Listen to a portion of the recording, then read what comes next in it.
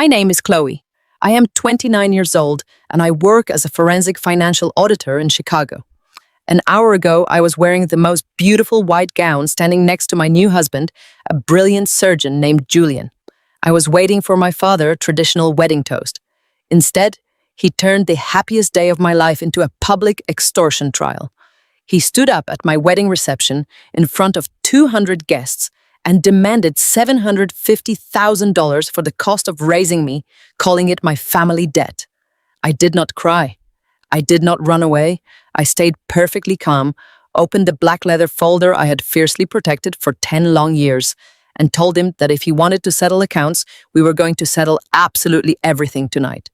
Before I tell you how I burned their entire empire to the ground, right there in the ballroom, please hit that like button and subscribe to the channel if you believe toxic family members need to face justice. Let me know in the comments, what state are you watching from and what time is it right now? The venue was a luxurious country club in suburban Chicago. Crystal chandeliers cast a warm golden glow over tables covered in white silk and expensive floral centerpieces. The room was packed with 200 of our closest friends and family.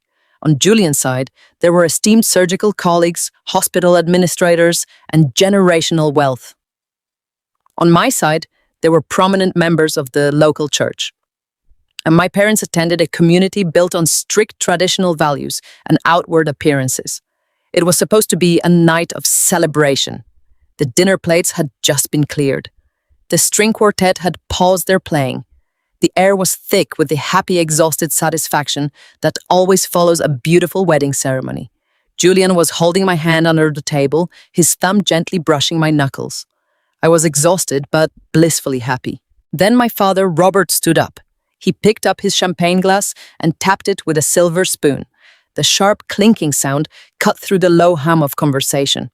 The room fell completely silent. Everyone turned toward the head table. My father smiled and buttoned his suit jacket. He walked to the podium set up near the dance floor. My mother, Patricia, was sitting nearby, her hands folded in her lap, beaming with a strange, self-righteous pride that I could not quite understand. Usually, the father of the bride gives a sentimental speech. He talks about how fast his little girl grew up. He shares a funny childhood story. He welcomes the groom into the family. That is what the 200 guests in that room were expecting. That is what Julian was expecting. But I knew my parents. I knew that beneath the polished veneer of their Sunday church clothes and their perfectly manicured lawn, they viewed me not as a daughter, but as a financial burden. Still, even I did not anticipate the sheer cruelty of what was about to happen. My father reached the podium and adjusted the microphone. He did not look at me. He looked directly at the videographer at the back of the room and gave a sharp, curt nod. The lights in the ballroom dimmed. The massive projector screen behind the stage began to slowly descend. People shifted in their seats, murmuring happily. They assumed this was the traditional photo montage. Baby pictures, awkward middle school portraits, graduation snaps. I smiled, waiting for the music to start. No music played. The projector flickered to life, and a glaring white light hid the screen. It was not a photograph. It was a massive, detailed Excel spreadsheet. The font was blown up so large that even the guests at the very back of the room could read every single line. The room went dead silent, the kind of silence where you can hear people stop breathing. I stared at the screen trying to process what I was looking at. Column A listed years, starting from the day I was born. Column B listed categories. Column C listed dollar amounts. The grand total at the bottom of the spreadsheet was highlighted in bright red, $750,000. My forensic accountant brain automatically started scanning the rows: food and lodging, health insurance premiums, clothing allowance, extracurricular activities, dental work. The numbers were inflated, absurdly exaggerated. They had even included an itemized line for the emotional distress and sacrifice of raising a difficult child.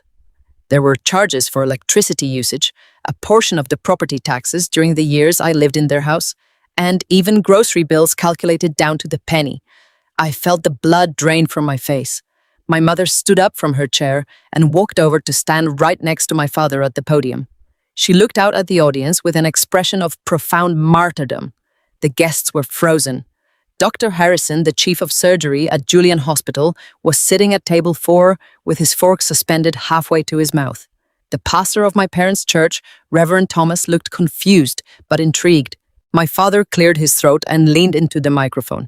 Ladies and gentlemen, thank you for being here tonight to celebrate the marriage of Julian and Chloe. As a father, giving away your daughter is a difficult thing. It is a moment of reflection. Patricia and I have spent the last 29 years pouring our blood, sweat, and tears into raising Chloe. We sacrificed our own dreams.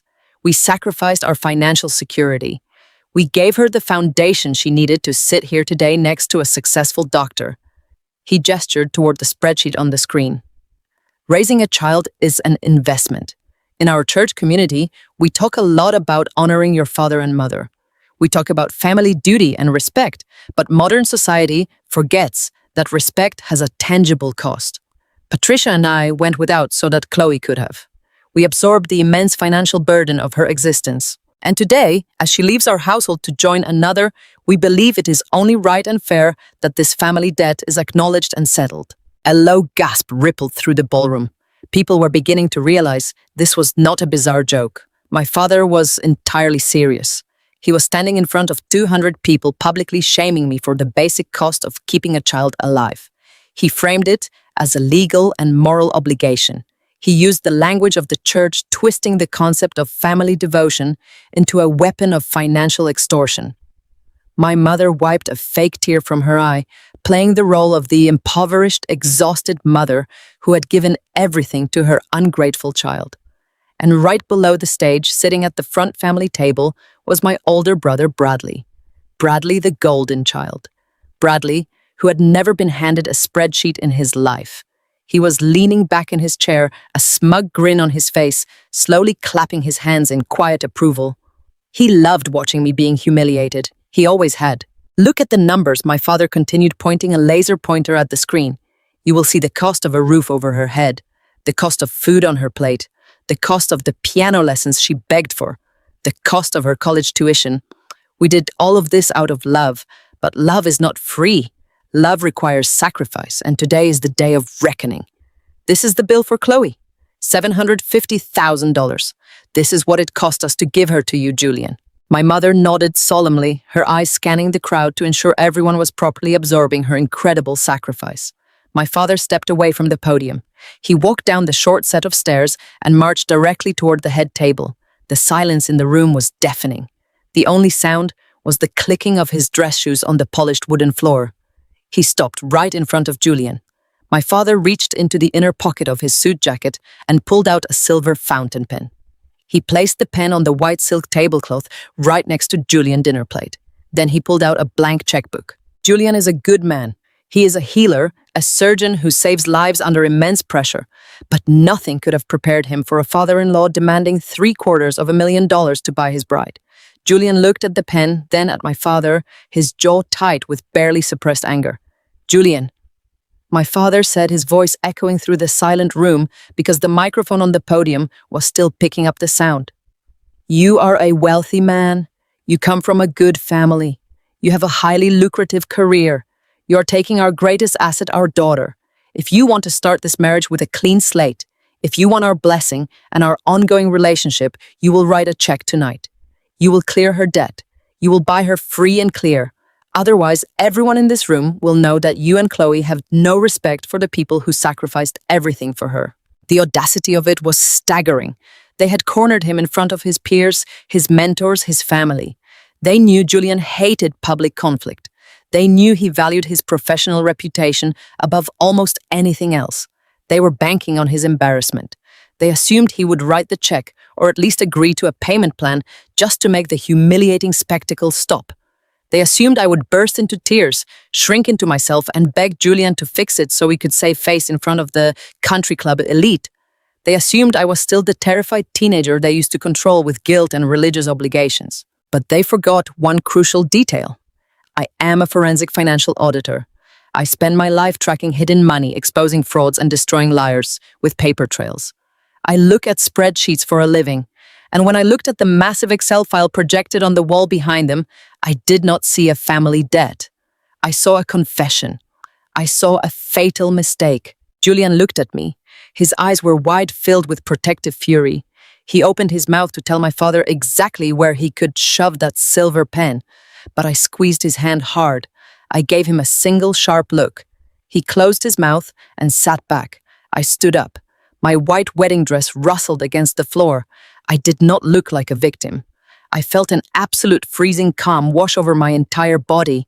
I reached under the table and pulled out my black leather briefcase. I had brought it to the reception for a very specific reason. I had protected the documents inside it for 10 long years, waiting for the moment they would finally cross the line. I walked out from behind the head table. I ignored my father entirely. I walked past him, past my mother, and stepped right up to the podium. I took the microphone. I looked out at the 200 guests who were holding their breath, waiting for a breakdown. I saw Bradley, arrogant smile falter just a fraction. And then I looked right back at my parents. I smiled. It was not a warm smile. "You want to talk about the cost of raising me?" I said, my voice crystal clear over the speakers. "You want to settle accounts tonight? That is absolutely perfect, because I brought my own spreadsheet. And by the time I am done presenting it, you will be the ones begging for mercy." The silence in the grand ballroom did not last long. It shattered into a million sharp, jagged whispers that swept across the tables like a cold winter wind. I stood there at the head table in my white silk gown and watched the shock ripple through the 200 guests. The acoustics of the country club were designed to carry the sound of laughter and clinking glasses, but right now they only amplified the deep, uncomfortable shifting of chairs and the horrified murmurs of our friends and family. I looked over at table 4, where Julian had seated his closest colleagues from the hospital. These were highly respected surgeons and hospital administrators. They were people of quiet dignity and generational wealth. I could see the absolute horror painted across their faces. Dr. Harrison, the chief of surgery, had set his napkin down and was staring at my father with his mouth slightly open. Julian Mother, a woman of immense grace who had welcomed me into her home with nothing but warmth, pressed her hand against her chest as if she had been physically struck.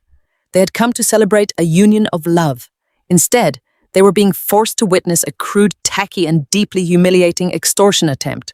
The contrast between the elegant setting and the ugly spreadsheet glowing on the projector screen was nauseating. The room smelled of expensive roasted chicken and fresh white lilies, but the atmosphere was suddenly suffocating. My father stood near the podium, looking incredibly satisfied with himself. He truly believed he had backed me into a corner. He believed that the sheer embarrassment of this public spectacle would force Julian to pull out a checkbook and pay a ransom just to make the nightmare end. But my father was only the opening act. The real performance was just beginning. My mother, Patricia, stepped up to the microphone. She gently placed her hand on my father's arm, a picture of devoted solidarity. She wore a dark blue dress that looked modest and respectable, perfectly chosen for her role as the long-suffering matriarch. She looked out at the sea of shocked faces and let out a long, trembling sigh. It was a masterpiece of theatrical manipulation. I had seen her practice this exact tone of voice in front of the bathroom mirror when I was a child getting ready for church council meetings where she needed to play the victim. She leaned close to the microphone and her voice trembled with perfectly calculated emotion. "I know this is highly unusual," she said, her voice echoing through the silent room. "I know some of you might be shocked to see a family air their financial realities on a day like today. But the Lord teaches us that truth must live in the light. And the truth is raising a child in today's world is a heavy, heavy cross to bear." She paused to pull a lace handkerchief from her clutch, pressing it delicately to the corner of her eye. "We never asked for a life of luxury," she continued, staring directly at Julian family table. "Robert and I are simple, hardworking people. We scrubbed floors, we worked late shifts, we sacrificed our own youth and our own dreams so that Chloe could have a life of privilege. We worked our fingers to the bone to provide her with piano lessons, with summer camps, with a safe home. We gave up our retirement savings. We gave up our peace of mind. We poured every single ounce of our physical and financial energy into making sure she could stand here today in that beautiful, expensive dress next to a wonderful, successful doctor. The hypocrisy was so thick, I could practically taste it. She was weaponizing traditional family values right in front of the church elders who sat at table 7. She was using their shared religious culture to paint herself as a saint and me as a greedy, ungrateful burden. She was weaving a narrative of maternal sacrifice that never actually existed. "It breaks a mother heart," Patricia said, her voice breaking into a perfectly timed sob. "It breaks my heart to see how modern society encourages children to simply walk away from the people who bled for them. Children grow up, they marry into wealth, and they forget the calloused hands of the parents who fed them. We are not asking for a handout. We are simply asking for fairness. We are asking for the respect of having our lifelong family debt settled. Julian, you are a man of God and a man of honor.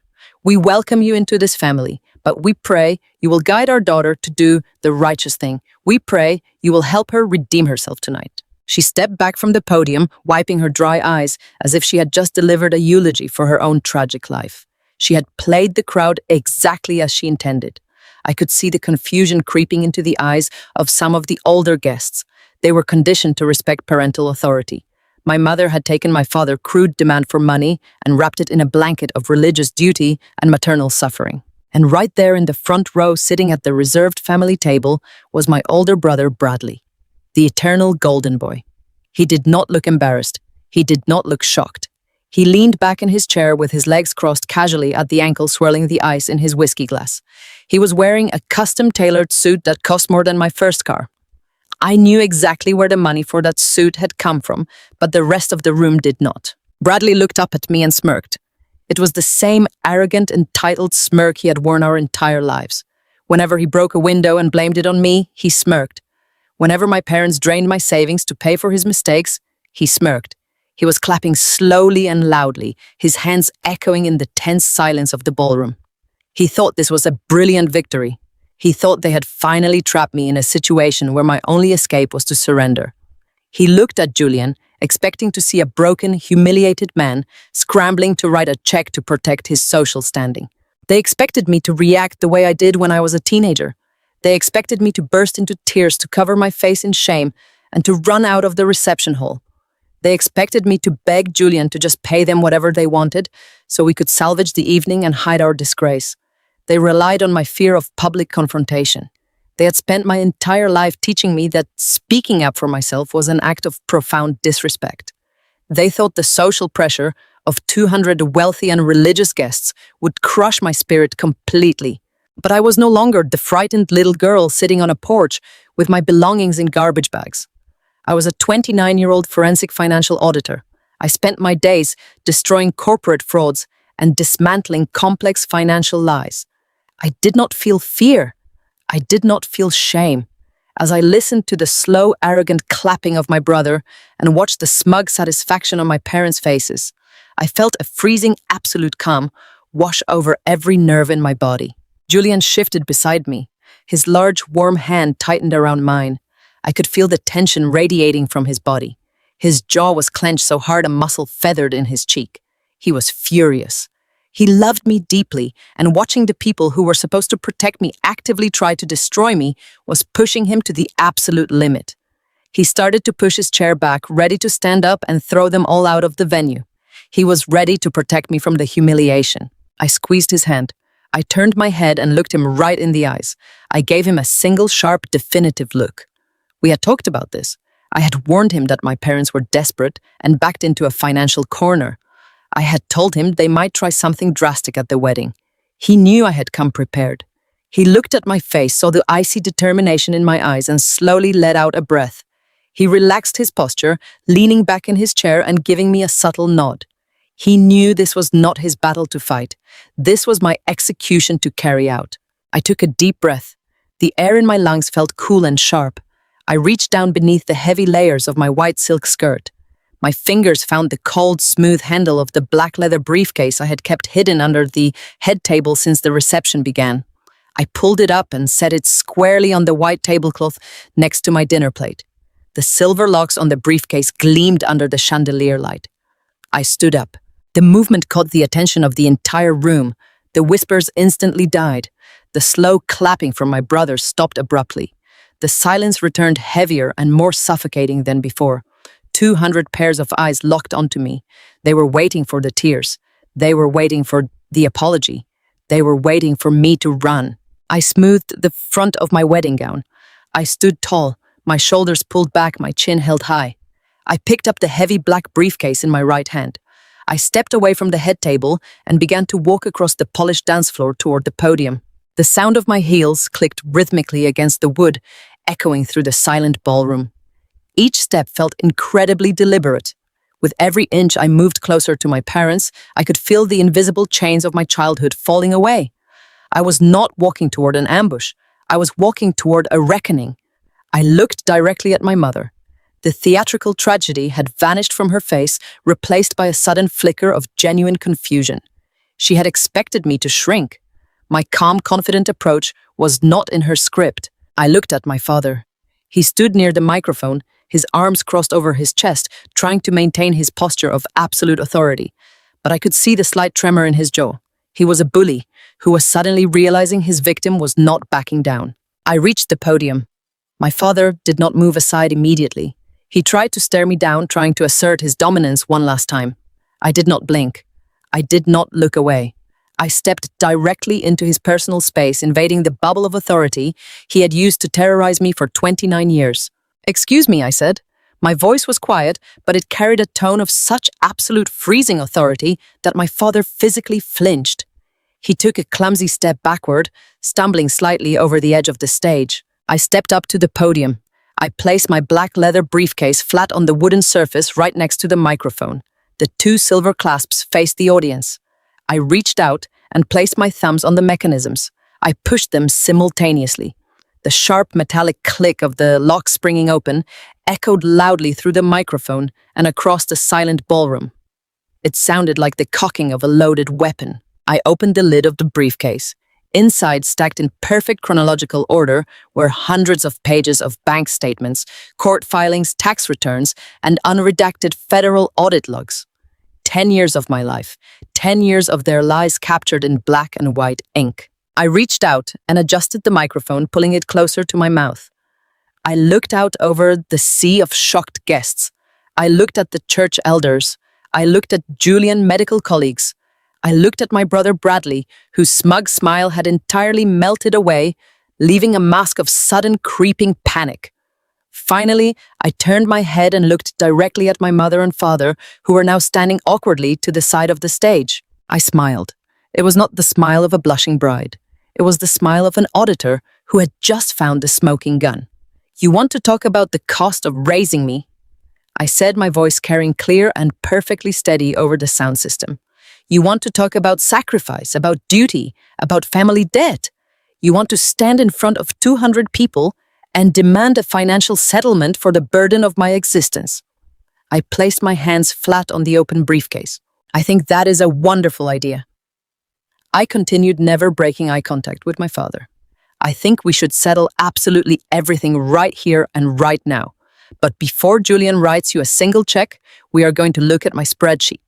We are going to look at the real numbers. And I promise you, by the time I am finished presenting this folder, you will be the ones begging for mercy." I did not waste a single second on tears. I did not let my voice shake. I simply turned away from my father and walked straight toward the audiovisual card, set up near the edge of the dance floor. The videographer, a young guy who looked absolutely terrified, took a large step back as I approached. I reached down and grabbed the thick black cable connecting my father's laptop to the projector. With one swift motion, I pulled the plug. The giant spreadsheet on the wall behind us vanished, leaving a blank white square. A collective gasp echoed through the elegant country club ballroom. I unzipped my leather briefcase and pulled out my tablet. I plugged the cable securely into my own device. I tapped the screen twice. The projector flared back to life, illuminating the room with a very different set of documents. I turned to face the 200 guests. My voice carried clearly through the microphone, perfectly steady and devoid of any fear. "My father just told you that I was a massive financial burden," I said, looking directly at the tables where the church elders were seated. "He showed you an itemized invoice of what he claims it cost to keep me clothed, fed, and educated. He told you he sacrificed his own financial peace for my sake. So as a professional financial auditor, I think it is only fair that we look at the actual accounting." I tapped my tablet. A scanned document appeared on the massive screen. It was a tax form from a local diner dated 15 years ago. I tapped again, And another tax form appeared, this one from a retail clothing store at the local mall. I was 14 years old when these forms were filed, I told the silent room. My father claimed on his spreadsheet that he spent thousands of dollars buying my clothes and school supplies during my teenage years. But these are my official tax records. I worked 30 hours a week after school and on weekends from the day I turned 14. I smelled like fry grease and cheap retail perfume for 4 years. I opened a joint checking account because I was a minor, but I was the only person ever depositing money into it. I swiped to the next slide. A highly detailed bank statement appeared highlighting specific transactions in bright yellow. You can see the purchases right here, I continued. I bought my own winter coats. I paid for my own school lunches. I bought my own notebooks and backpacks. The only sacrifice my parents ever made was forcing me to work until midnight on school nights, so they could spend their entire paychecks funding my older brother Bradley. I heard my mother Patricia let out a loud, offended gasp. She tried to step forward to grab the microphone from me, but Julian stepped smoothly into her path. My husband stood there like a towering wall of silent support crossing his arms. My mother stopped dead in her tracks, glaring at him with pure hatred, but she did not dare push past him. I did not lose my rhythm. I swiped to the next slide. Now let us address the most expensive item on my father's invoice, I said. He claims he paid $120,000 for my college tuition. He wants my husband to reimburse him for that education. That is a truly fascinating claim. I tapped the screen. A formal letter bearing the official seal of my university admissions office appeared on the wall. It was an award letter. As you can clearly read, I told the crowd I earned a full academic ride. Every single penny of my tuition, room, and board was covered by merit-based scholarships. I maintained a perfect grade point average while working night shifts just to keep those scholarships. My father did not pay a single dime for my higher education. A heavy, uncomfortable silence settled over the room. I could see Reverend Thomas leaning forward in his chair, his brow furrowed in deep confusion. People were beginning to stare at my parents with growing suspicion, but I was far from finished. I swiped to the next slide. However, I continued, my voice dropping to a serious professional tone. The number $120,000 did not come from nowhere. My father did not just invent that specific figure. It is a very real number. It is exactly the amount my late grandparents left in a secure educational trust fund for me when they passed away. I tapped the tablet again. A legally binding trust document appeared displaying the exact dollar amount and my name as the sole beneficiary. Then I tapped once more. A series of wire transfers filled the projector screen. The dates on the transfers matched the month right after my 18th birthday. My father used a legal loophole as the custodian of the account to authorize a full withdrawal. I explained, pointing to the certified bank stamps on the screen. He drained $120,000 from my college fund in exactly 3 days. I looked out at the guest, letting the weight of that statement sink in. Where did the money go? I asked rhetorically. I highlighted the receiving accounts on the screen. It went directly into my parents' personal checking account. And from there, the routing numbers show it was immediately wired to 2 places. $40,000 went to a luxury car dealership. $80,000 went to a business account registered to Bradley. My parents did not pay for my education. They stole my entire education fund to buy a sports car and fund a fake executive title for their favorite son. I looked directly at Bradley, who was sitting in the front row. The smug, arrogant smile was completely wiped off his face. His skin had turned a pale, sickly shade of gray. Sitting right next to him was his wife, Ashley. She was a woman born into a prominent family of corporate lawyers, a woman who valued social standing and pristine reputation above all else. She was staring at the projector screen, her eyes darting back and forth as she processed the dates and the routing numbers.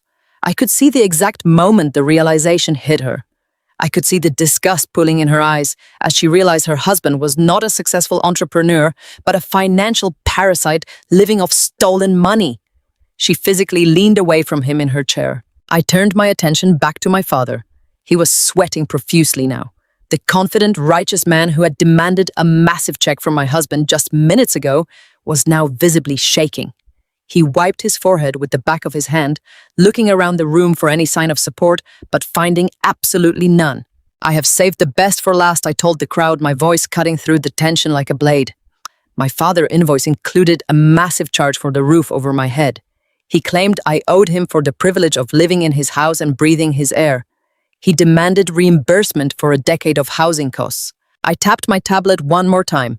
A scanned piece of paper appeared on the screen. It was not a bank statement. It was a formal legal notice from Chase Bank. The bold red letters at the top of the document were impossible to misinterpret. Notice of intent to foreclose. The date on this document is exactly 10 years ago, I said, letting the silence stretch out before continuing. I was 19 years old. I had just landed my first major accounting internship. My parents had remortgaged their house to the absolute limit to fund yet another one of Bradley's failed business schemes and to maintain their illusion of immense wealth at this very country club. They were 90 days behind on their payments. They were about to be thrown out onto the street. I swiped the screen. A new set of banking records appeared replacing the foreclosure notice. These were automatic monthly transfers. The record stretched down the screen in a long unbroken column of indisputable proof. Every single month on the first day of the month, a transfer of $3,200 was sent directly to Chase Bank. The sender name on the account was Chloe, my name. For the past 10 years, I have been paying the mortgage on the house Robert and Patricia live in, I announced. I looked directly into the faces of my parents, friends, and neighbors. I looked at the church community that had praised my parents for their boundless charity and moral standing. My parents do not own that house. I saved it from foreclosure. I have paid every single mortgage bill, every single property tax bill, and every single home insurance premium for an entire decade. I took a step closer to the edge of the stage, looking down at my mother, who was now staring at the floor, entirely unable to meet my gaze.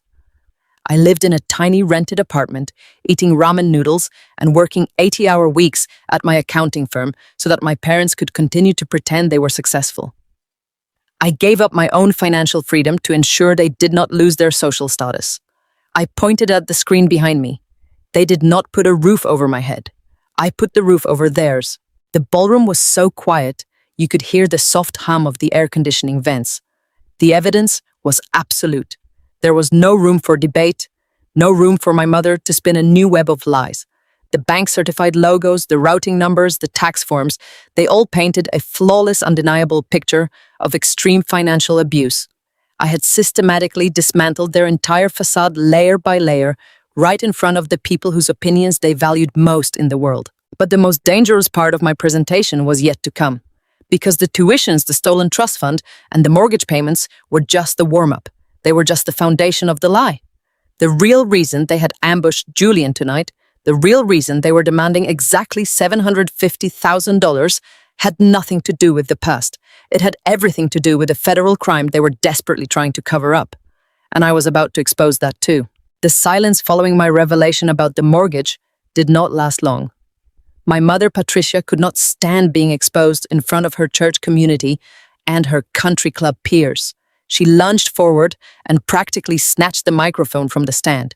Her face was flushed, a deep, angry red, and her chest heaved as she tried desperately to salvage her shattered reputation.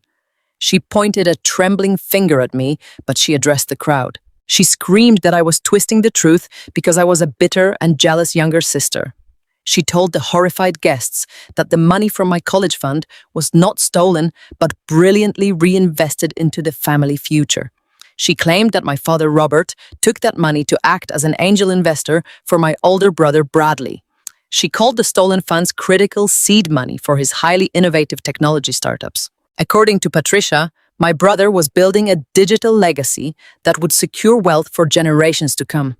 She looked directly at the VIP table where Bradley was sitting. She locked eyes with Ashley, his beautiful, wealthy wife. Ashley came from a long line of prominent Chicago real estate developers and retired state judges. She was sitting perfectly straight, wearing a custom silk gown and a massive diamond engagement ring.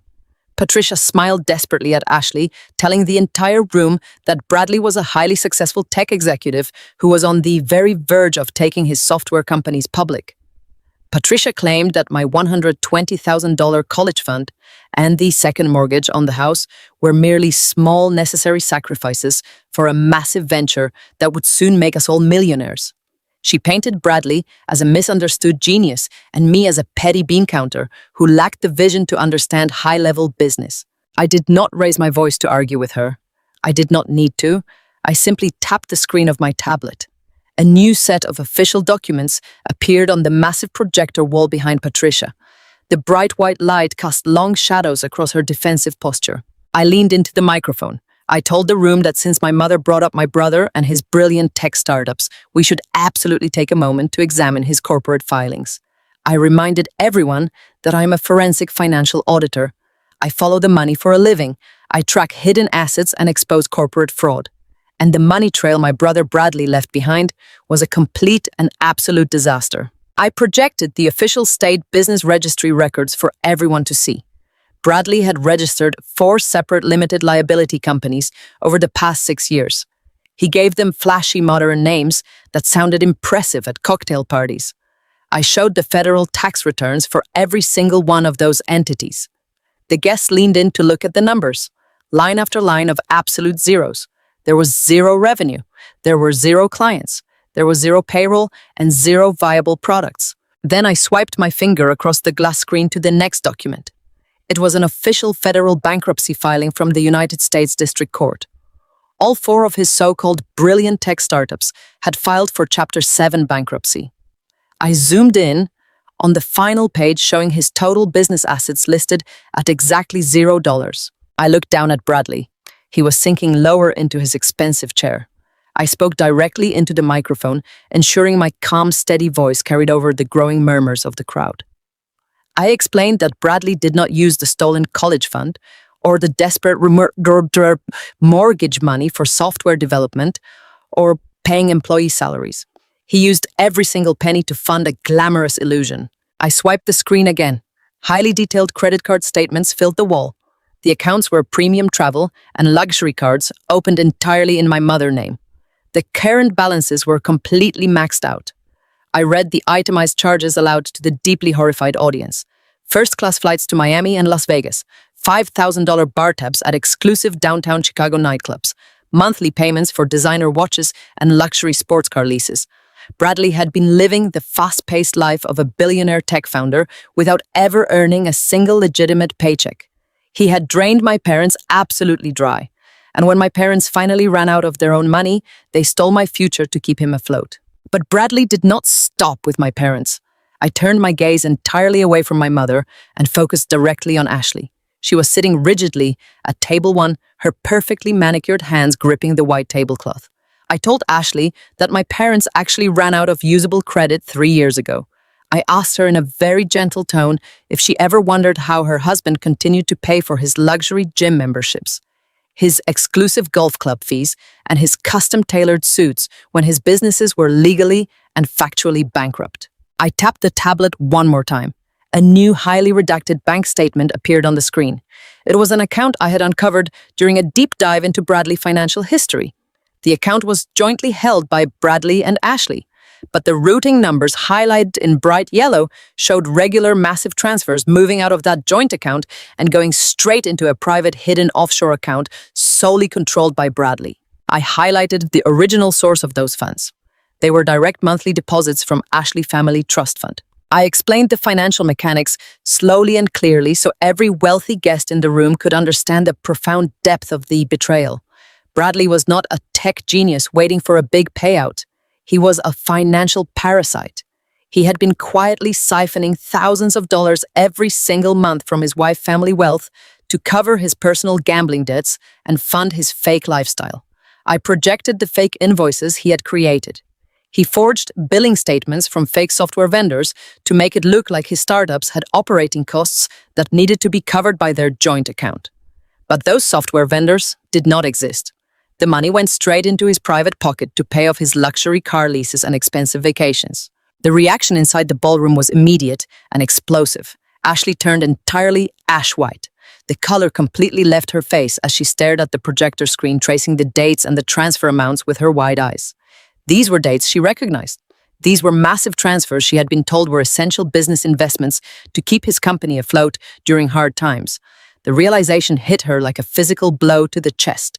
The man she had proudly paraded around her elite social circles, the man she had introduced to her father, wealthy legal colleagues, was nothing but a common thief stealing her inheritance. The social humiliation for a family of their standing was absolute.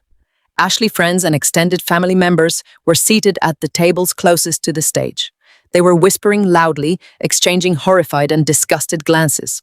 In their exclusive world, there is no sin greater than being exposed as a broke financial fraud. Ashley's father, a retired state judge with a fearsome reputation, stood up from his chair. His face was a deep shade of purple with rage. He looked down at Bradley with a disgust so profound it made the temperature in the room drop 10 degrees. Bradley panicked. He tried to reach out and touch Ashley's arm. He leaned in and whispered something to her, desperately trying to do damage control in front of her glaring father. He tried to tell her it was a misunderstanding and that the documents were fake. Ashley's reaction was immediate and violent. She slapped his hand away so hard, the sharp smacking sound echoed across the quiet room. She stood up her chair, scraping loudly and aggressively against the polished wooden floor. She did not care about keeping her voice down or preserving the peace of my wedding reception. She screamed at him right there in the middle of the room. She asked him if he had really stolen money from her dying grandfather trust fund. She asked him if their entire marriage was just a convenient funding source to cover up his pathetic lies and failures. Bradley stammered, unable to form a single coherent sentence because the indisputable proof was literally glowing in 10-foot-tall letters on the wall right behind him. Ashley reached for her left hand. She pulled the massive custom diamond engagement ring off her finger. She threw it directly at Bradley's chest with all her strength.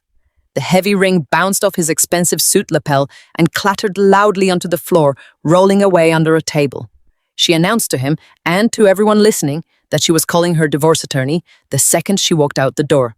She promised him, looking him dead in the eye, that by Monday morning, every single one of his accounts would be legally frozen, and he would be left with absolutely nothing but the clothes on his back. Ashley turned on her heel and marched straight toward the grand exit doors. Her father, her mother, and her entire side of the family stood up in unison, abandoning their half-eaten meals. They followed her out the doors without looking back. Bradley sat there, entirely alone, at a beautifully decorated table built for 10 people. His golden boy facade was completely and permanently shattered. He was publicly exposed as a broke, desperate fraud who had ruined his own life. My mother, Patricia, was hyperventilating near the podium. She clutched the wooden edges of the stand, looking out at the empty chairs where her wealthy daughter-in-law family had just been sitting. She had banked her entire social identity and her retirement plan on Bradley's marriage into that prominent family. She had excused all of his failures and stolen my future because she firmly believed he would eventually inherit millions from Ashley. Now that dream was entirely dead. The empire of lies she had built to protect her favorite son had collapsed in less than 5 minutes, leaving her with absolutely nothing. I stood calmly beside the podium. I looked at my brothers sitting in ruins and my mother gasping for air. I did not feel a single ounce of pity for them. They had tried to ruin my life and humiliate my new husband to cover up their own miserable failures. They thought they could bully me into submission. But I was not done. The tuition theft and the trust fund draining were terrible, but they were civil matters. They were deeply painful family betrayals. What I was about to reveal next was a massive federal crime.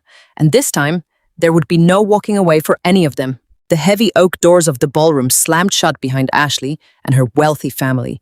The loud thud echoed through the silent room like a gavel striking a judge block. The exit of the elite guests left a physical void in the room. I stood at the podium looking down at my mother Patricia and my father Robert. Patricia was gripping the edge of the stage, her knuckles turning completely white. Robert was staring at the floor, his breathing ragged and shallow. The crowd of 200 guests was absolutely paralyzed. No one dared to pick up a water glass. No one dared to whisper. They were all waiting to see what I would do next. I adjusted the microphone. The soft feedback hummed through the speakers. I looked directly at my father. I asked him a very simple question. I asked him why he chose the exact number $750,000. I walked away from the podium for a moment and paced slowly across the polished wood of the stage. I looked out at the audience. I told them to think about that specific number. I asked them why my father did not ask for $500,000. I asked why he did not ask for a flat million. If he was simply calculating the cost of groceries and school supplies and a portion of his property taxes over 18 years, the final sum would be a messy number. It would be something like $412,392. But he did not ask for a messy number. He stood in front of everyone tonight and confidently demanded exactly $750,000 from my new husband. I walked back to the podium and looked down at my parents. I told the room that the number was not a rough estimate of family sacrifice. It was not a mathematical calculation of child-rearing expenses. It was the exact principal balance of a federal commercial loan that was currently in severe default. I reached down to my tablet and tapped the screen. The massive projector wall behind me shifted from the offshore bank accounts to a brand new document. It was a formal government form bearing the official seal of the United States Small Business Administration. The bold black letters at the top of the document clearly labeled it as a commercial disaster relief loan application. I heard my father let out a sudden strangled gasp. He took a step toward the stage, raising his hand as if he could physically pull the projection off the wall. Patricia clamped her hands over her mouth, her eyes wide with absolute sheer terror.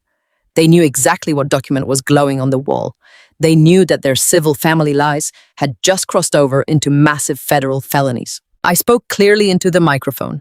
I told the audience that 3 years ago, my brother Bradley had completely exhausted my parents' financial resources.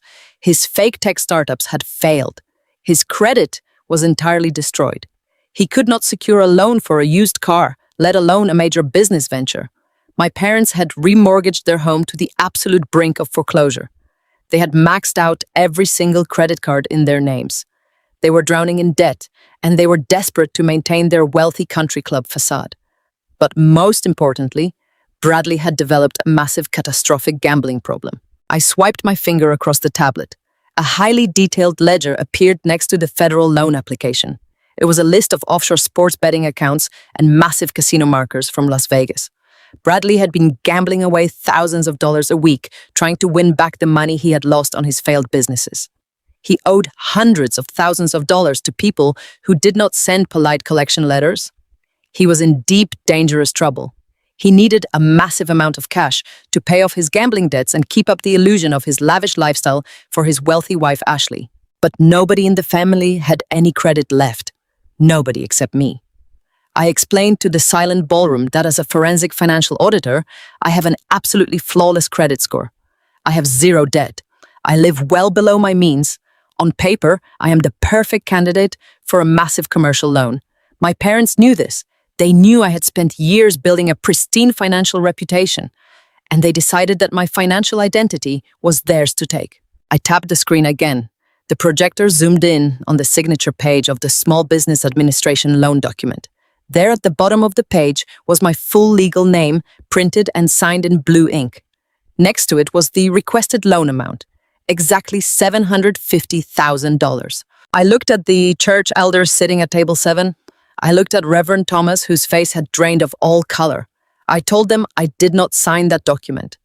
I told them I never applied for a commercial disaster relief loan.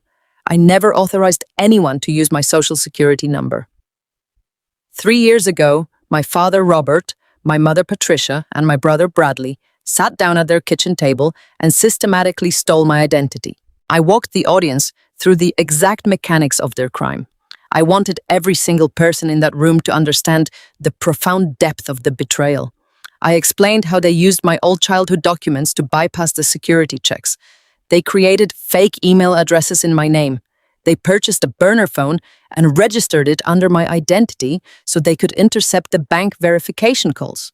They built a complete fraudulent profile to convince the federal government that I was applying for a business loan to start a massive consulting firm. But a federal loan of that magnitude requires a certified notary public to witness and verify the signatures. The bank needs absolute proof that the person signing the document is exactly who they claim to be. I zoomed in on the very bottom right corner of the projected document. A bright red circle appeared around a specific ink stamp. I asked the audience to read the name on the notary seal. It was Patricia Myers, my own mother. I pointed directly at Patricia, who was now visibly shaking, clutching the fabric of her expensive dress. I told the room that my mother used her official notary license, the exact same license she used to manage the financial records for our local church, to officially certify a forged signature. She looked the federal government in the eye and swore under penalty of perjury that I was sitting right next to her signing that document. She rubber-stamped a massive federal fraud to steal $750,000 in my name. The murmurs in the ballroom erupted into loud, angry gasps. The guests were no longer just shocked. They were disgusted. The polished, respectable image my parents had cultivated for decades was completely incinerated. Reverend Thomas took off his glasses and rubbed his eyes, looking at my mother as if she were a total stranger. The people who had respected them, who had prayed with them and dined with them, were staring at them like they were monsters. I did not stop. I tapped the tablet, bringing up the disbursement records from the bank. I showed the audience exactly where the $750,000 went after the government approved the fraudulent application. I traced the money line by line. I showed how the funds were deposited into a newly created bank account under my name, an account I never knew existed. Within 24 hours of the deposit, my father authorized a wire transfer, moving the entire sum into his own personal account. From there, the money was scattered to the winds. $300,000 went immediately to Las Vegas casinos and offshore betting syndicates to clear Bradley gambling debts. $100,000 went to a luxury car dealership to buy the pristine vehicles my parents parked in the country club lot. The rest of the money was used to pay off their massive credit card bills, their country club membership dues, and the mortgage payments they had fallen behind on before I started paying them. They blew through $750,000 of stolen federal funds in less than 8 months, I told the crowd, my voice ringing out with absolute clarity. They bought expensive clothes. They hosted lavish dinner parties. They pretended to be wealthy, successful pillars of the community. And they did it all by strapping a $750,000 anchor around my neck without my knowledge. I looked down at my father. He was gripping the edge of the stage, staring up at me with a look of pure, unadulterated panic. He finally understood that I held all the cards. I was not just a disgruntled daughter refusing to pay a fake family debt. I was a financial auditor holding irrefutable proof of a federal crime. I explained to the room that federal loans do not simply disappear. The government expects their money back. For 2 years, my parents managed to make the minimum monthly payments on the fraudulent loan using the last remaining scraps of their stolen funds. But 6 months ago, the money completely dried up. They missed a payment. Then they missed another. The loan went into severe default. I told the guests how I discovered the truth. 6 months ago, Julian and I started the process of buying our first home. We found a beautiful house, we applied for a mortgage, and we waited for the standard credit check to clear. A week later, the bank called me. They informed me that my mortgage application was denied because I was currently in default on a massive commercial loan. They told me I owed the federal government $750,000. I described the absolute sheer terror of that moment. I described sitting in my office pulling my own credit reports and discovering the massive black stain ruining my financial future. I described tracing the loan origination, tracking the burner phones, and pulling the notary records. I described the sickening, horrifying realization that the people who gave me life were the exact same people who had callously destroyed my future just to fund my brother's gambling addiction. I looked at Julian. He was sitting at the head table, his hands folded, resting on the white silk cloth. He was watching me with a look of profound respect and love. He knew the agony I had gone through when I found out. He had held me while I processed the ultimate betrayal. He had supported me when I decided exactly how I was going to handle it. I turned my gaze back to my parents. I told them that their plan for tonight was incredibly transparent. I knew they were receiving daily letters from federal collection agencies. I knew their personal bank accounts were completely frozen. I knew they were absolutely terrified of going to federal prison. They knew I would eventually find out about the loan, so they decided to launch a preemptive strike. They orchestrated this entire public spectacle, I told the silent, horrified ballroom. They stood up here tonight and demanded $750,000, not because they wanted to be reimbursed for childhood piano lessons. They did it because they needed Julian to write a massive check to pay off the federal government before the criminal investigation destroyed their lives. They tried to dress up their massive federal fraud as a traditional family debt. They tried to use my wedding day, my love for Julian, and the social pressure of this country club to bully us into bailing them out of a felony. I placed both of my hands firmly on the edges of the wooden podium. I looked down at Robert, Patricia, and Bradley. They looked completely pathetic. The expensive suits and modest church dresses could no longer hide the absolute rotting decay underneath. They were fully exposed. There was no excuse they could invent, no lie. They could spin no guilt trip. They could leverage to escape the blinding light of the truth. I leaned close to the microphone. My voice was calm, cold, and final. "I am not writing you a check," I said. "Julian is not writing you a check. We are not paying your country club dues. We are not paying your gambling debts. And we are absolutely not paying off the federal fraud you committed in my name." The silence in the grand ballroom did not last long. It shattered into a million sharp, jagged whispers that swept across the tables like a cold winter wind. I stood there at the head table in my white silk gown and watched the shock ripple through the 200 guests. The acoustics of the country club were designed to carry the sound of laughter and clinking glasses, but right now they only amplified the deep, uncomfortable shifting of chairs and the horrified murmurs of our friends and family. I looked over at table 4, where Julian had seated his closest colleagues from the hospital. These were highly respected surgeons and hospital administrators. They were people of quiet dignity and generational wealth. I could see the absolute horror painted across their faces.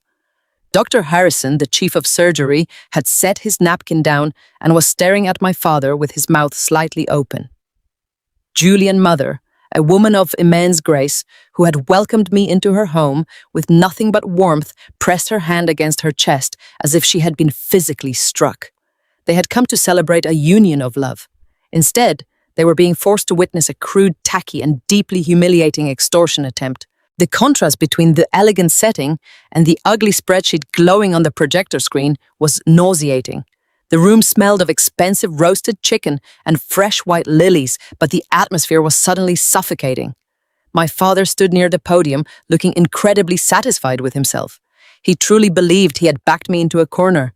He believed that the sheer embarrassment of this public spectacle would force Julian to pull out a checkbook and pay a ransom just to make the nightmare end. But my father was only the opening act. The real performance was just beginning.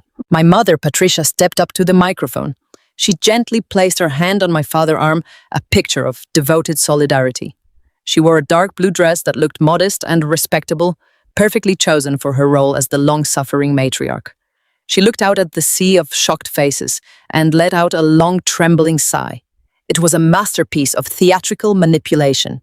I had seen her practice this exact tone of voice in front of the bathroom mirror when I was a child getting ready for church council meetings where she needed to play the victim. She leaned close to the microphone and her voice trembled with perfectly calculated emotion. "I know this is highly unusual," she said, her voice echoing through the silent room. "I know some of you might be shocked to see a family air their financial realities on a day like today. But the Lord teaches us that truth must live in the light. And the truth is raising a child in today's world is a heavy, heavy cross to bear." She paused to pull a lace handkerchief from her clutch, pressing it delicately to the corner of her eye.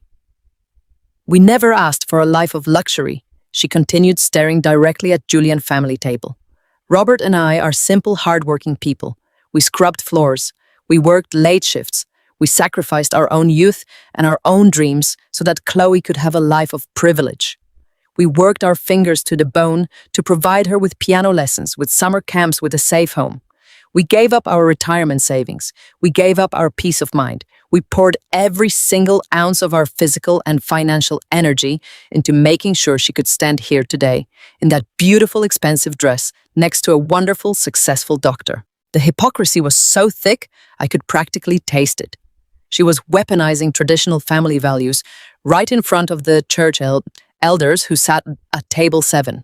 She was using their shared religious culture to paint herself as a saint, and me as a greedy, ungrateful burden.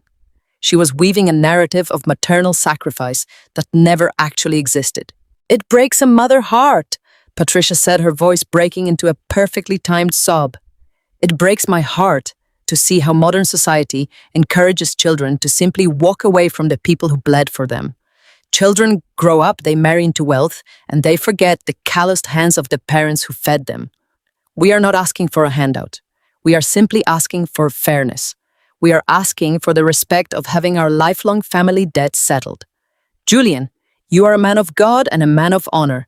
We welcome you into this family, but we pray you will guide our daughter to do the righteous thing. We pray you will help her redeem herself tonight. She stepped back from the podium, wiping her dry eyes, as if she had just delivered a eulogy for her own tragic life. She had played the crowd exactly as she intended. I could see the confusion creeping into the eyes of some of the older guests. They were conditioned to respect parental authority. My mother had taken my father's crude demand for money and wrapped it in a blanket of religious duty and maternal suffering. And right there in the front row, sitting at the reserved family table, was my older brother Bradley, the eternal golden boy. He did not look embarrassed. He did not look shocked. He leaned back in his chair with his legs crossed casually at the ankle, swirling the ice in his whiskey glass. He was wearing a custom-tailored suit that cost more than my first car. I knew exactly where the money for that suit had come from, but the rest of the room did not. Bradley looked up at me and smirked. It was the same arrogant, entitled smirk he had worn our entire lives. Whenever he broke a window and blamed it on me, he smirked. Whenever my parents drained my savings to pay for his mistakes, he smirked. He was clapping slowly and loudly, his hands echoing in the tense silence of the ballroom. He thought this was a brilliant victory. He thought they had finally trapped me in a situation where my only escape was to surrender. He looked at Julian, expecting to see a broken, humiliated man scrambling to write a check to protect his social standing. They expected me to react the way I did when I was a teenager. They expected me to burst into tears, to cover my face in shame, and to run out of the reception hall. They expected me to beg Julian to just pay them whatever they wanted, so we could salvage the evening and hide our disgrace. They relied on my fear of public confrontation. They had spent my entire life teaching me that speaking up for myself was an act of profound disrespect.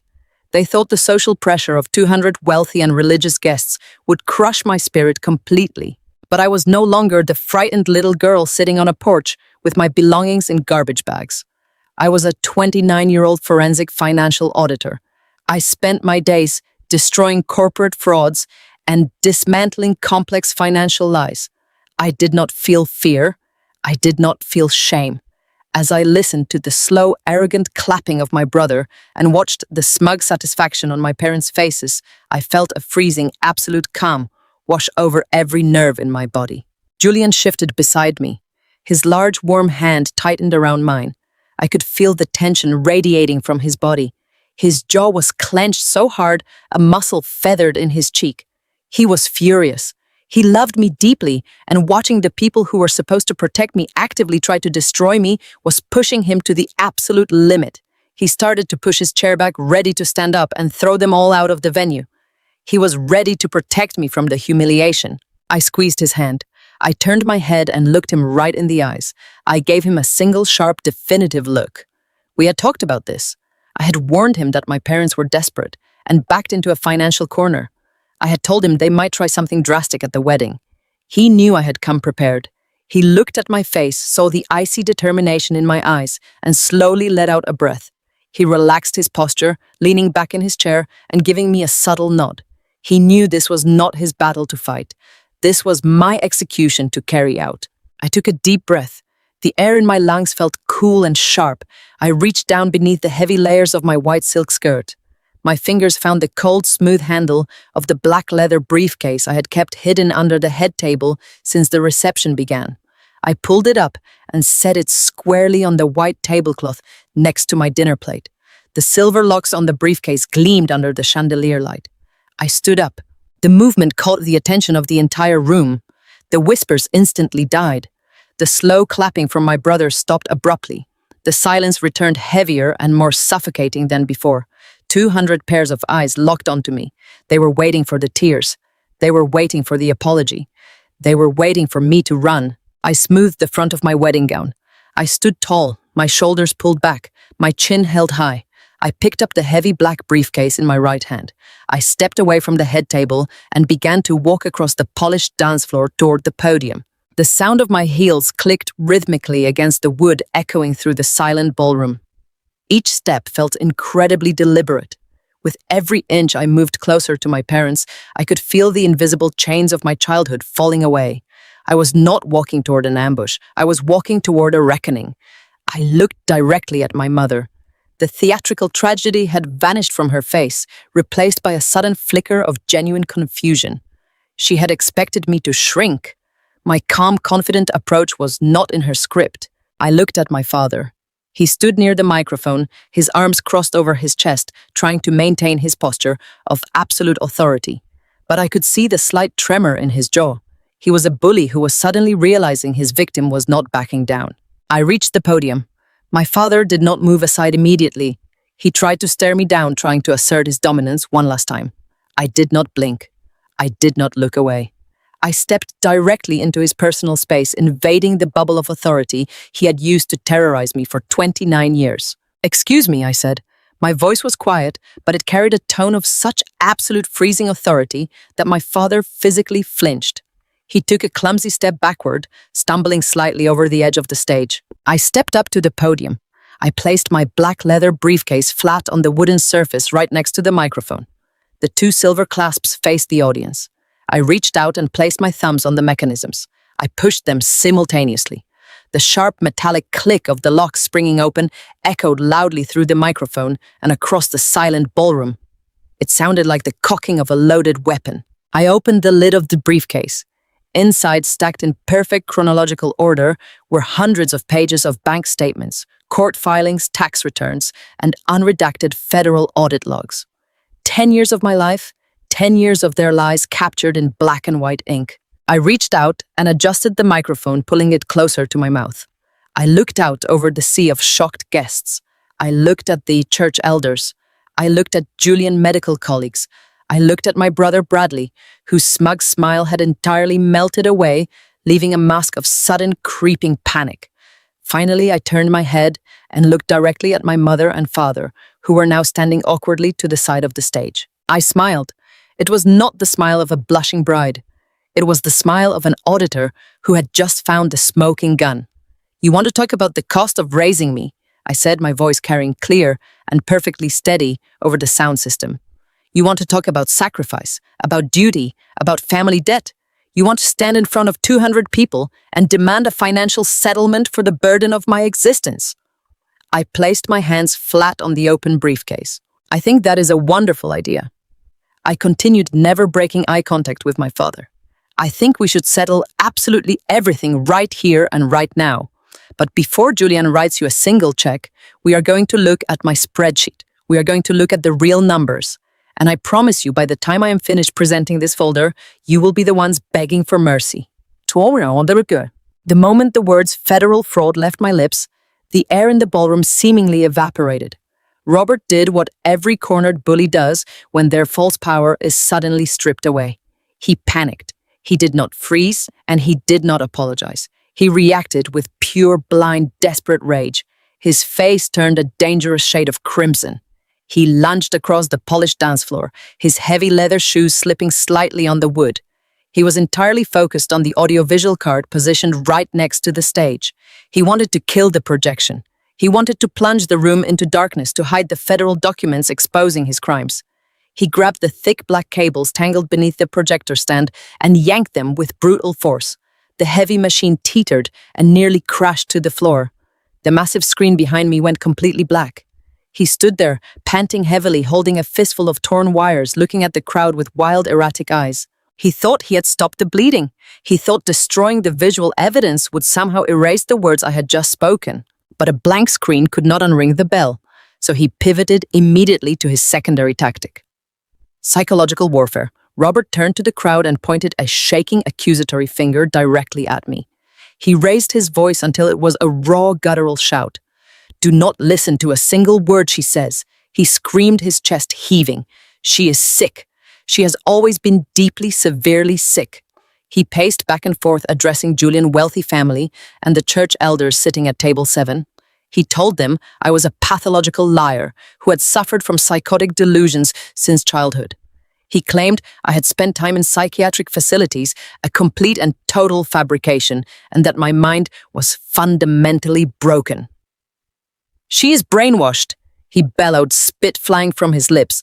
She hates this family because we tried to get her the mental help she so desperately needed, and she refused. She fabricated those documents to punish us for loving her too much. She is trying to ruin her own wedding just to hurt her mother and me.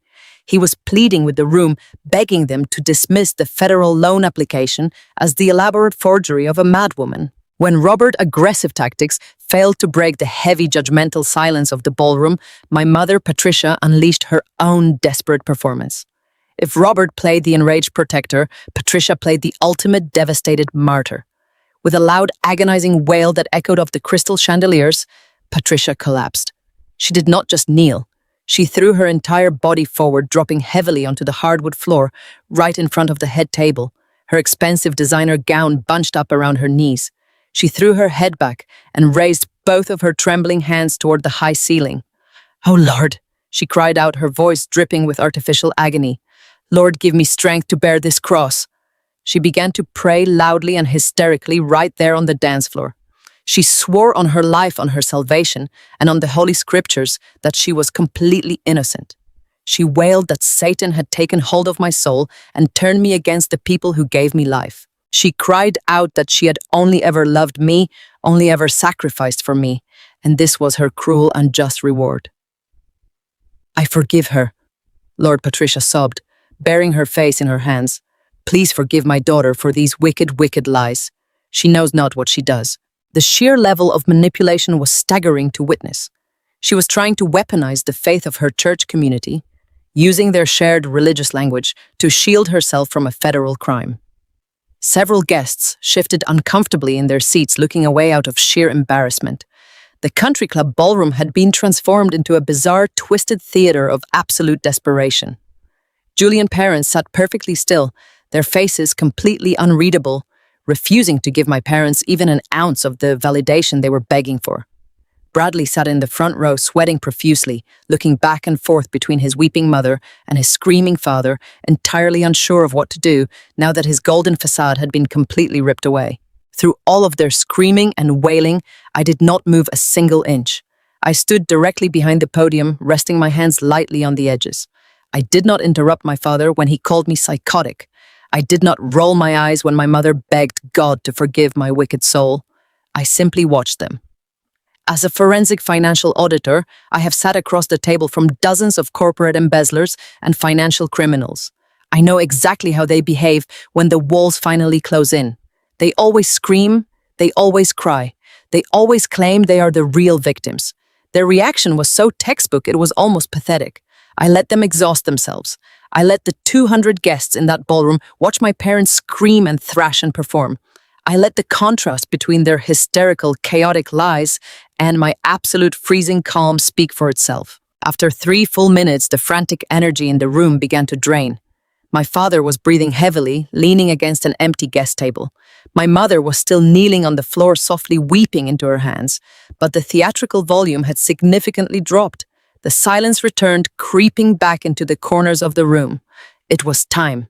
I reached down and picked up my tablet.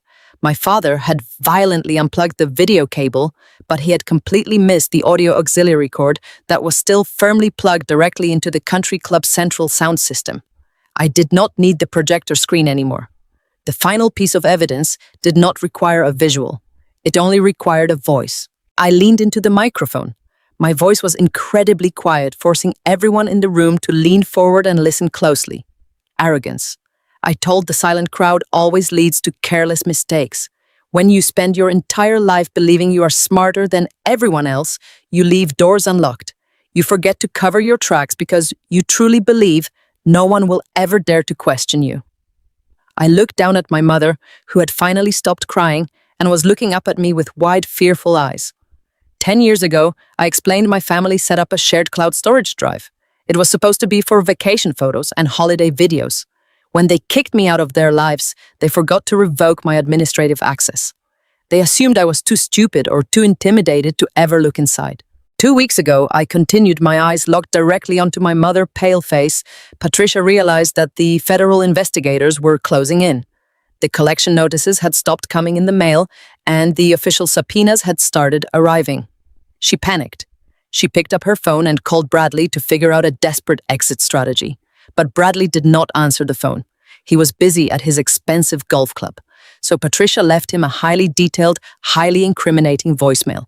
And because her phone was still automatically synced to that decade-old family cloud account, that voicemail uploaded directly to a server I have monitored every single day for the past 6 months. My father's face went completely slack.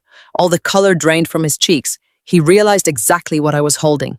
He lunged forward, reaching out with both hands to grab the tablet from my grip. But he was far too late.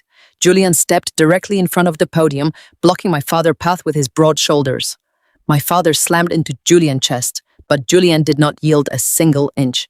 I looked down at the tablet screen. I pressed my finger against the play button. I turned the volume on my tablet to maximum, ensuring the audio feed would be pushed directly through the massive speakers positioned around the perimeter of the ballroom.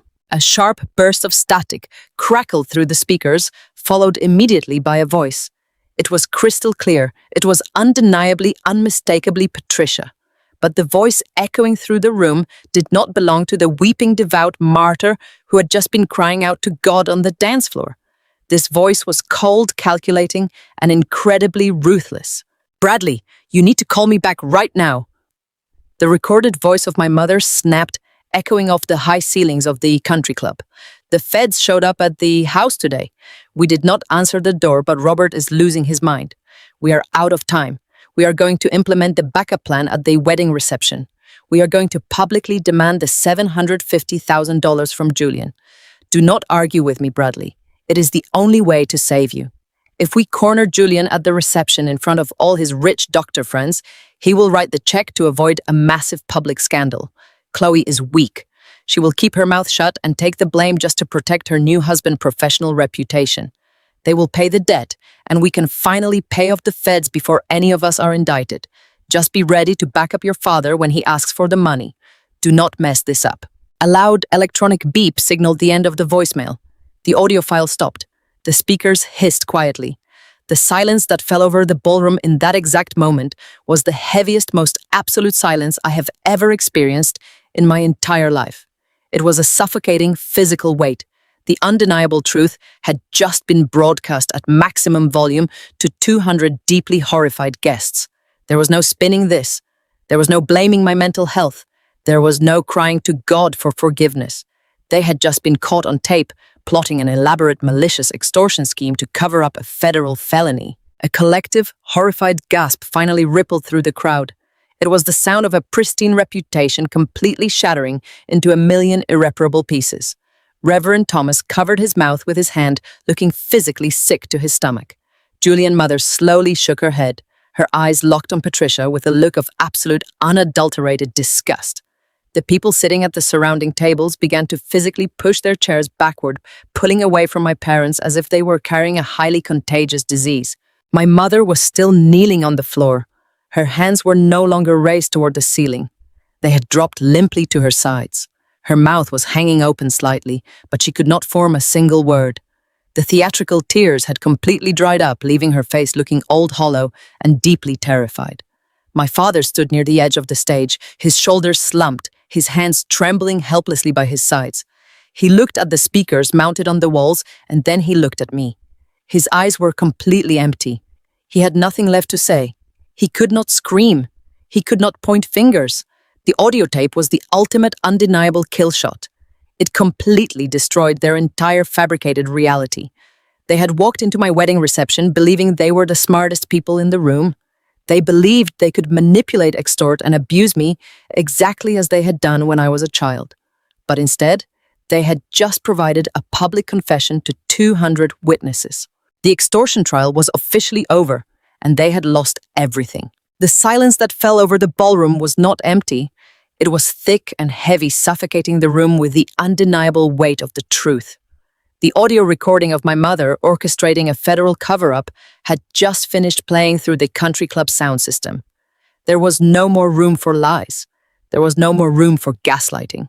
The polished, wealthy facade my parents had spent 15 years carefully constructing had just been incinerated in front of 200 people. I stood perfectly still behind the podium, gripping the wooden edges with my hands. I did not look at my father, who was frozen in shock. I did not look at my mother, who was still kneeling on the hardwood floor, weeping tears of absolute terror. My eyes were locked entirely on the front row. I was watching the collateral damage of their greed finally detonate. I was watching my brother Bradley and his wife Ashley. Ashley was sitting so rigidly in her chair that she looked like a marble statue. She was a woman born into a legacy of strict legal ethics and high social standing. Her family was not just wealthy, they were powerful. Her father was a retired state judge sitting just a few tables away, and he commanded immense respect across the entire city of Chicago. For a family like hers, reputation was everything. To be associated with a common financial criminal, to be publicly tied to a family currently under investigation by the federal government for identity theft and wire fraud was not just a minor embarrassment. It was a complete and total destruction of their family name. Ashley stared straight ahead at the blank projector screen. Her breathing was shallow and incredibly fast. I could see the rapid pulse beating in her neck. She was processing the magnitude of her husband's deception. She was processing the horrific reality that her entire marriage was funded by stolen money and a massive federal crime. Bradley finally realized that the immediate threat was no longer coming from me on the stage. The real threat was sitting right next to him. The golden boy, the brilliant entrepreneur my parents had sacrificed my life to protect, was suddenly completely exposed. He turned his head to look at his wife. His face was slick with cold, terrified sweat. He reached out with his trembling hands, trying to grab her arm. He leaned in close, his shoulders hunched in desperation. I watched his lips moving rapidly as he started whispering frantic, pathetic excuses. He was likely telling her that the audio was completely fake. He was probably insisting that my federal documents were somehow forged and that there was a massive misunderstanding he could easily explain on the ride home. He tried to lay his hand over hers. Ashley's reaction was immediate and entirely visceral. She violently jerked her arm away from him as if his very touch burned her skin. She did not even turn her head to look at him. She kept her eyes focused straight ahead, radiating an aura of pure, unadulterated disgust. At table 4, the tense atmosphere finally broke. Judge William Davis pushed his chair back from the table. The heavy wooden legs scraped loudly and aggressively against the polished ballroom floor, cutting through the quiet murmurs of the guests. He stood up to his full, imposing height. He was a tall, broad-shouldered man with thick silver hair and a lifetime of absolute authority etched into his sharp features. Right now, his face was flushed a deep, dangerous crimson. He did not say a single word, but his silent fury was a physical force that swept across the room. He looked at Bradley with a level of absolute revulsion, usually reserved for the worst criminals standing before his bench. He reached down, picked up his expensive cloth napkin, and dropped it carelessly onto his half-eaten dinner plate. That single dismissive gesture was a definitive verdict. The elite guests sitting at his table immediately followed his lead. They put down their silver forks. They placed their hands flat on the table. They completely severed their social ties with my family, in total synchronized silence. Seeing her father stand up gave Ashley the final push she needed to break her paralysis. She stood up from her chair. The movement was sharp, crisp, and aggressive. She smoothed down the skirt of her custom silk dress, a dress paid for by the very trust fund Bradley had been quietly draining. She turned her body to fully face the man she had called her husband. Bradley looked up at her from his seat. His eyes were wide and pleading, looking exactly like a trapped animal, realizing the cage had just snapped shut. He opened his mouth to speak, his hands raised in a weak gesture of surrender. But Ashley did not give him the chance to form another lie. She did not care about keeping her voice down. She did not care about preserving the peace of my wedding reception. She raised her right hand high in the air and slapped him across the face with every ounce of strength she possessed. The sharp, violent sound of the slap cracked through the silent country club like a gunshot. It echoed off the high ceilings and the crystal chandeliers bouncing off the walls and settling deep into the bones of everyone watching. Bradley's head snapped violently to the side from the impact. A bright red handprint immediately bloomed across his pale, sweating cheek. He raised a shaking hand to his face, completely stunned into absolute submission. Ashley did not scream. She did not cry. Her voice was terrifyingly calm and razor-sharp, carrying the exact same freezing authority I had used just moments ago. She looked down at him and told him to never speak to her again. Then she looked down at her left hand. She stared at the massive custom diamond engagement ring glittering brightly on her finger. I watched her expression shift as the final piece of the puzzle clicked into place in her mind. She realized that the expensive diamond she had proudly shown off to all her friends at their exclusive country club lunches was not a symbol of his business success. It was a symbol of his theft. It was bought and paid for using my stolen social security number. It was a product of federal fraud. The sheer disgust on her face was absolute. She looked at the diamond ring as if it were crawling with a deadly disease. She grabbed the diamond with her right hand and pulled it forcefully off her finger. She did not set it gently on the table. She threw it directly at Bradley's chest. The heavy ring hit his expensive suit jacket, bounded off his lapel, and clattered loudly onto the hardwood floor, rolling away into the shadows under the table. "You are a pathetic fraud," she said, her voice echoing clearly in the quiet ballroom. "You are a parasite, and you absolutely disgust me." She looked him dead in the eye and delivered the final crushing blow, stripping away every last illusion of his golden life. "I am filing for divorce the very second I walk out of this building," she announced. "You will not come back to my house. You will not touch my car. And you will absolutely never see another single dime of my family money. My father has the best financial attorneys in the state of Illinois on speed dial. By Monday morning, I promise you that every single joint account we share will be legally and completely frozen. You will be left with absolutely nothing but the federal prison sentence you so richly deserve." Bradley sat there in a state of total paralysis. The golden boy of the family was completely destroyed. The brilliant entrepreneur my parents had ruined my life to protect was publicly exposed as a broke, desperate criminal. He had no money, he had no wife, he had no social standing. He had a massive federal indictment hanging over his head, and he knew there was no one left to bail him out. Ashley turned her back on him. She did not look at my mother, who was still gasping on the floor, her hands covering her mouth in horror as she watched her son meal ticket walk away forever. She did not look at my father, who was frozen by the stage, completely unable to stop the collapse of his family. She simply walked away from the front table with her head held high, holding on to the last shreds of her dignity. Judge Davis stepped forward into the wide center aisle to meet his daughter. He wrapped a strong protective arm around her shoulders, shielding her from the stares of the crowd. He looked around the room at their extended family and their wealthy network of influential friends. "We are leaving," he announced, simply his deep voice leaving no room for argument or delay. And just like that, the entire elite section of the ballroom stood up in perfect unison. Dozens of highly influential guests grabbed their coats and their purses. They pushed their chairs back and turned toward the grand exit doors.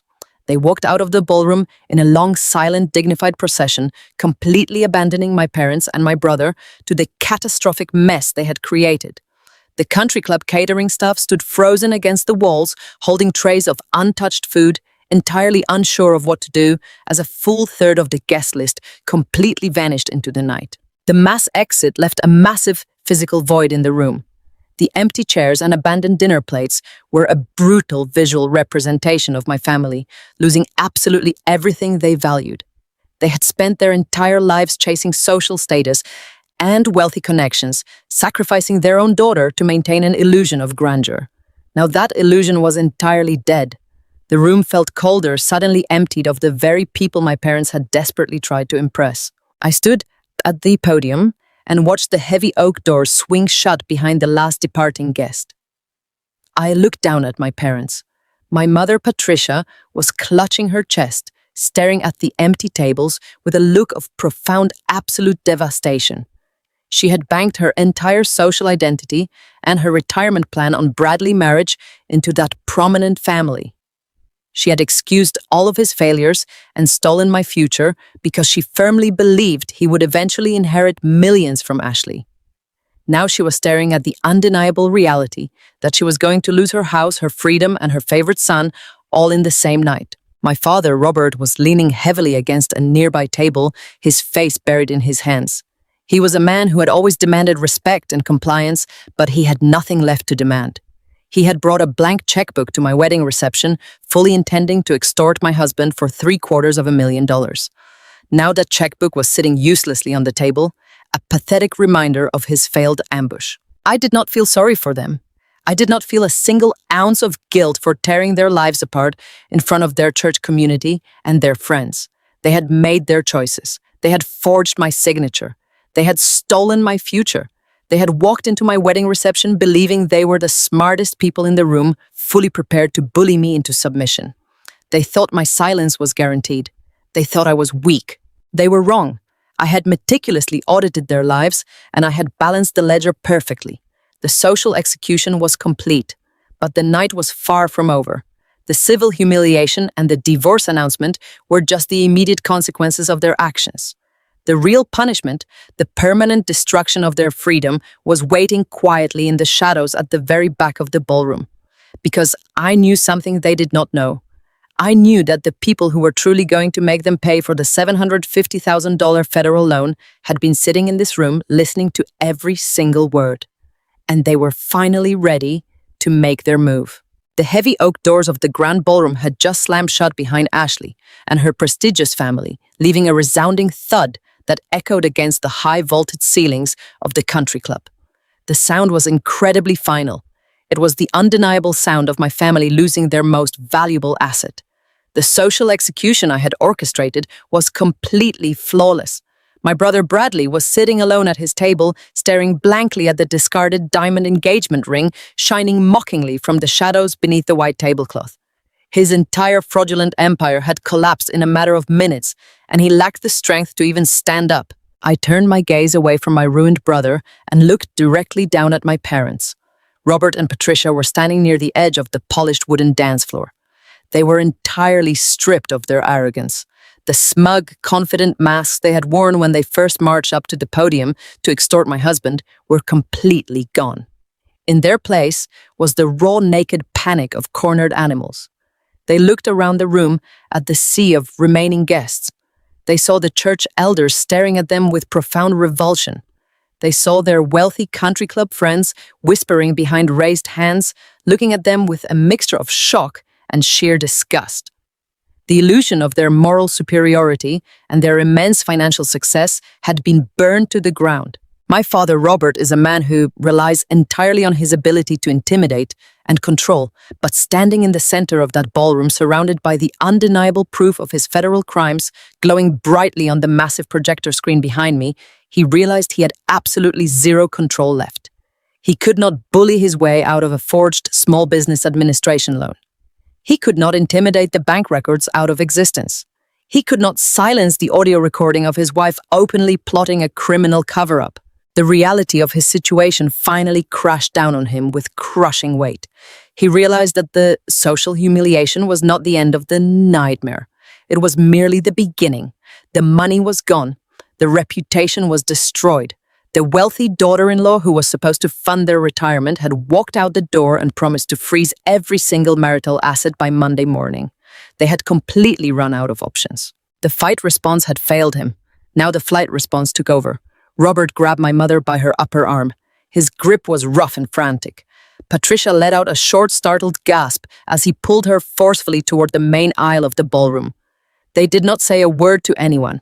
They did not try to offer a final desperate apology to the shocked crowd. They simply turned their backs on the disaster they had created and tried to flee. It was a deeply pathetic sight.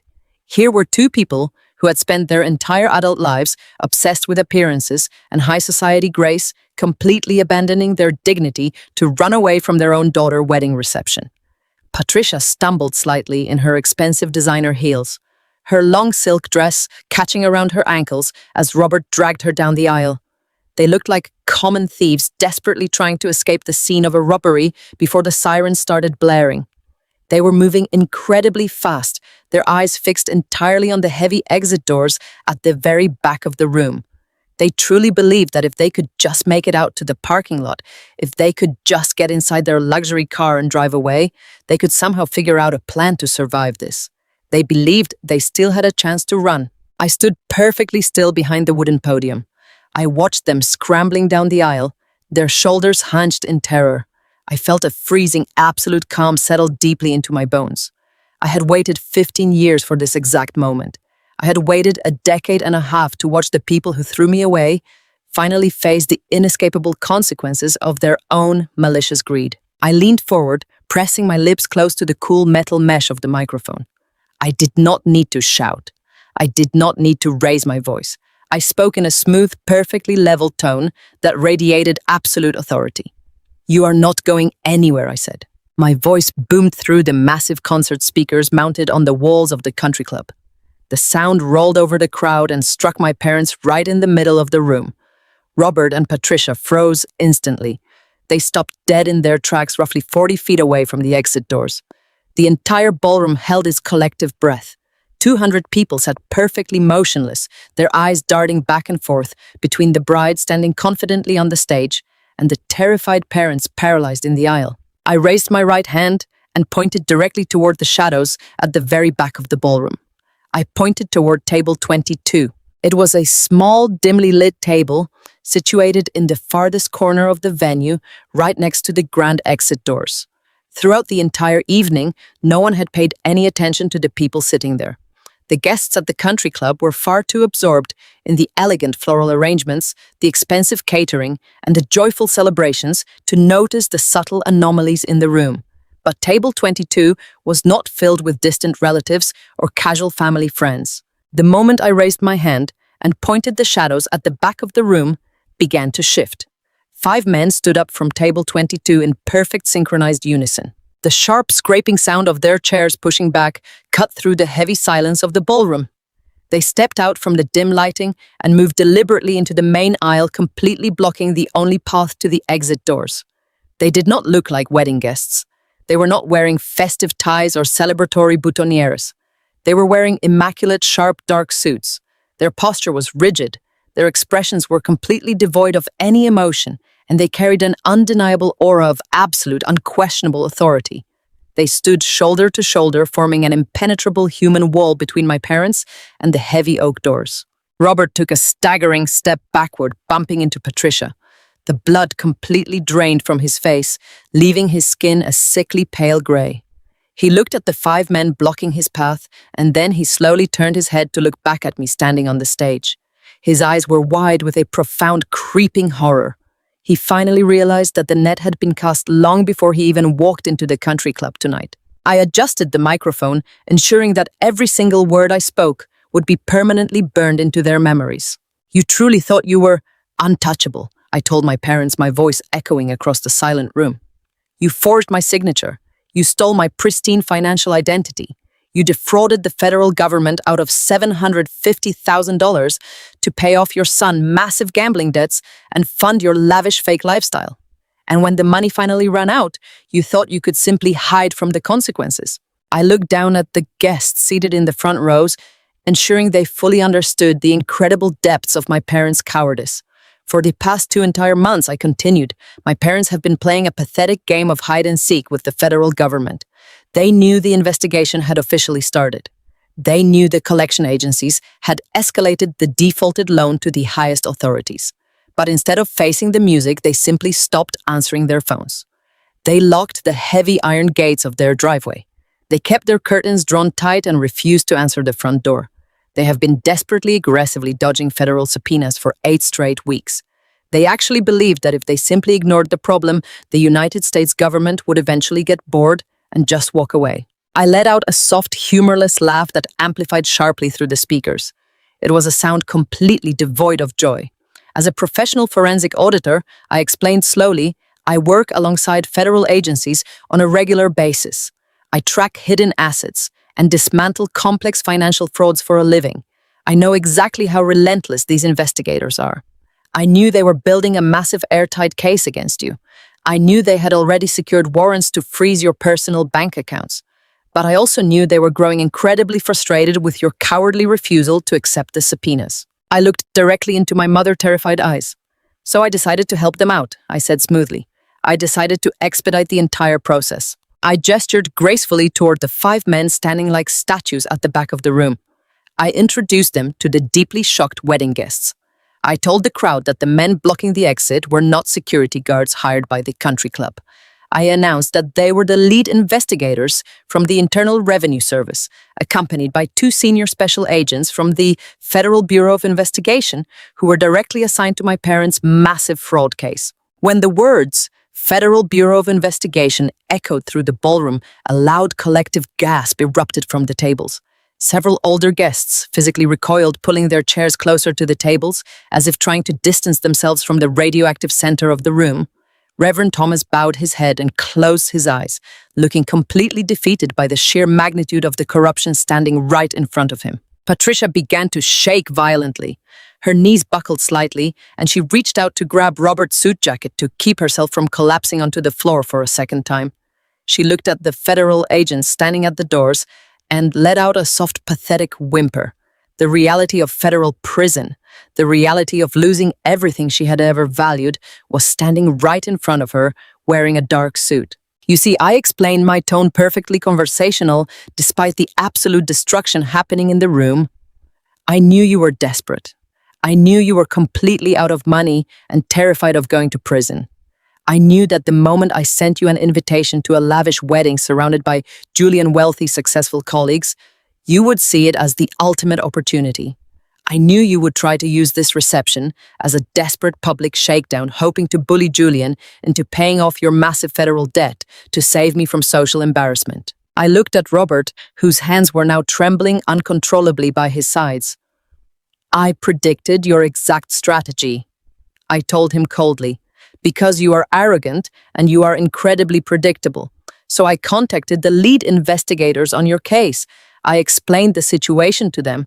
I told them I was having a large, elegant wedding reception at an exclusive country club. I told them you would absolutely not miss the opportunity to show up and attempt your extortion scheme. I sent them official wedding invitations. I revealed, watching the horror multiply on my parents' faces. I guaranteed the federal agents that if they simply put on dark suits and sat quietly at a table in the very back of the ballroom, I would deliver the primary suspects directly to them on a silver platter. I promised them that you would be dressed up in your finest clothes, trapped in one single location, with absolutely nowhere to run. But most importantly, I continued, my voice rising slightly to cut through the heavy atmosphere of the room. I guaranteed them a confession. I pointed a firm, steady finger directly at the young videographer standing near the edge of the dance floor. The young man was standing perfectly still, holding his expensive, high-definition camera steady on his shoulder. The small red recording light on the front of the camera was blinking rhythmically, pulsing like a heartbeat in the dim lighting of the ballroom. I told the agents that if they just waited patiently for the reception to begin, you would gladly provide them with all the evidence they needed to secure a conviction, I said. And you did not disappoint me. You stood up in front of 200 witnesses and openly discussed the financial burdens and the desperate debts. You allowed me to project your unredacted fraudulent loan applications, your stolen trust fund transfers, and your offshore casino payments onto a massive 10-foot screen for everyone to see. But the true masterpiece was your audio recording. I looked at Patricia, whose face was completely streaked with ruined makeup and tears of sheer terror. I played a crystal-clear audio tape of you explicitly plotting to extort my husband to pay off a federal felony. Before you could be indicted, I told her the absolute finality of the trap echoing through the microphone. I played it at maximum volume, and my incredible wedding videographer has captured every single second of it in high-definition video and pristine audio. You did not just attempt to humiliate me tonight, I told them, wrapping both of my hands firmly around the edges of the wooden podium. You walked directly into a carefully engineered federal sting operation. You bypassed the subpoenas and delivered a completely uncoerced public confession to identity theft, wire fraud, and extortion right in front of the very agents assigned to arrest you. Robert let out a sudden, dry, agonizing sob. He looked at the heavy oak doors at the back of the room. He looked at the 5 federal agents standing shoulder to shoulder with their hands folded neatly in front of them, waiting patiently for my speech to conclude. The trap had snapped completely shut. There was no wealth left to hide behind. There was no social status left to protect them. The church elders, their wealthy friends, and the country club elite had all watched the illusion burn to ashes. The golden boy brother was sitting alone in ruins. The stolen money was completely gone. The federal evidence was fully documented, projected, and recorded. I stood tall on the stage, smoothing the front of my white silk wedding gown. I looked at the two people who had stolen my childhood, who had drained my college fund, who had remortgaged their home, and ultimately stolen my identity to protect a lie. I did not feel angry anymore. I did not feel bitter. I felt completely and entirely free. I looked down at them, trapped in the aisle, surrounded by the absolute wreckage of their own malicious greed. "The presentation is officially over," I announced, stepping back from the podium and letting the microphone go completely silent. The silence in the grand ballroom was absolute, as my voice faded from the massive concert speakers. I stepped away from the wooden podium and stood perfectly still in my white silk wedding gown, watching the back of the room. The 200 remaining guests held their collective breath. They turned their heads, following my gaze toward the dimly lit table near the heavy oak exit doors. The 5 men standing there did not hesitate. They moved with a terrifying synchronized purpose. They stepped out from the shadows and began to walk down the center aisle of the country club. Their dark leather shoes struck the polished hardwood floor in a heavy rhythmic march that sounded like a drumbeat of impending doom. They were not wearing festive wedding attire. They wore immaculate dark suits and carried an aura of absolute unquestionable authority. The sea of wealthy guests parted instantly for them. People quickly pulled their expensive chairs out of the way, pressing their bodies against the tables to create a wide, clear path. No one in that room wanted to be anywhere near my parents. Robert and Patricia stood completely frozen at the very edge of the dance floor. They were entirely cornered with absolutely nowhere left to run. My older brother Bradley was still slumped in his chair at the VIP table, looking like a thoroughly deflated balloon, his golden boy facade entirely shattered. The lead agent, a tall, intimidating man with sharp features and cold grey eyes, stopped exactly 3 feet away from my father. The agent reached into the inner pocket of his suit jacket and pulled out a black leather badge wallet. He flipped it open with a swift, practiced motion, letting the gold shield catch the bright light of the crystal chandeliers hanging high above us. "Robert Thompson," the agent said, his deep voice cutting through the dead silent room like a heavy blade. "Patricia Thompson. Bradley Thompson.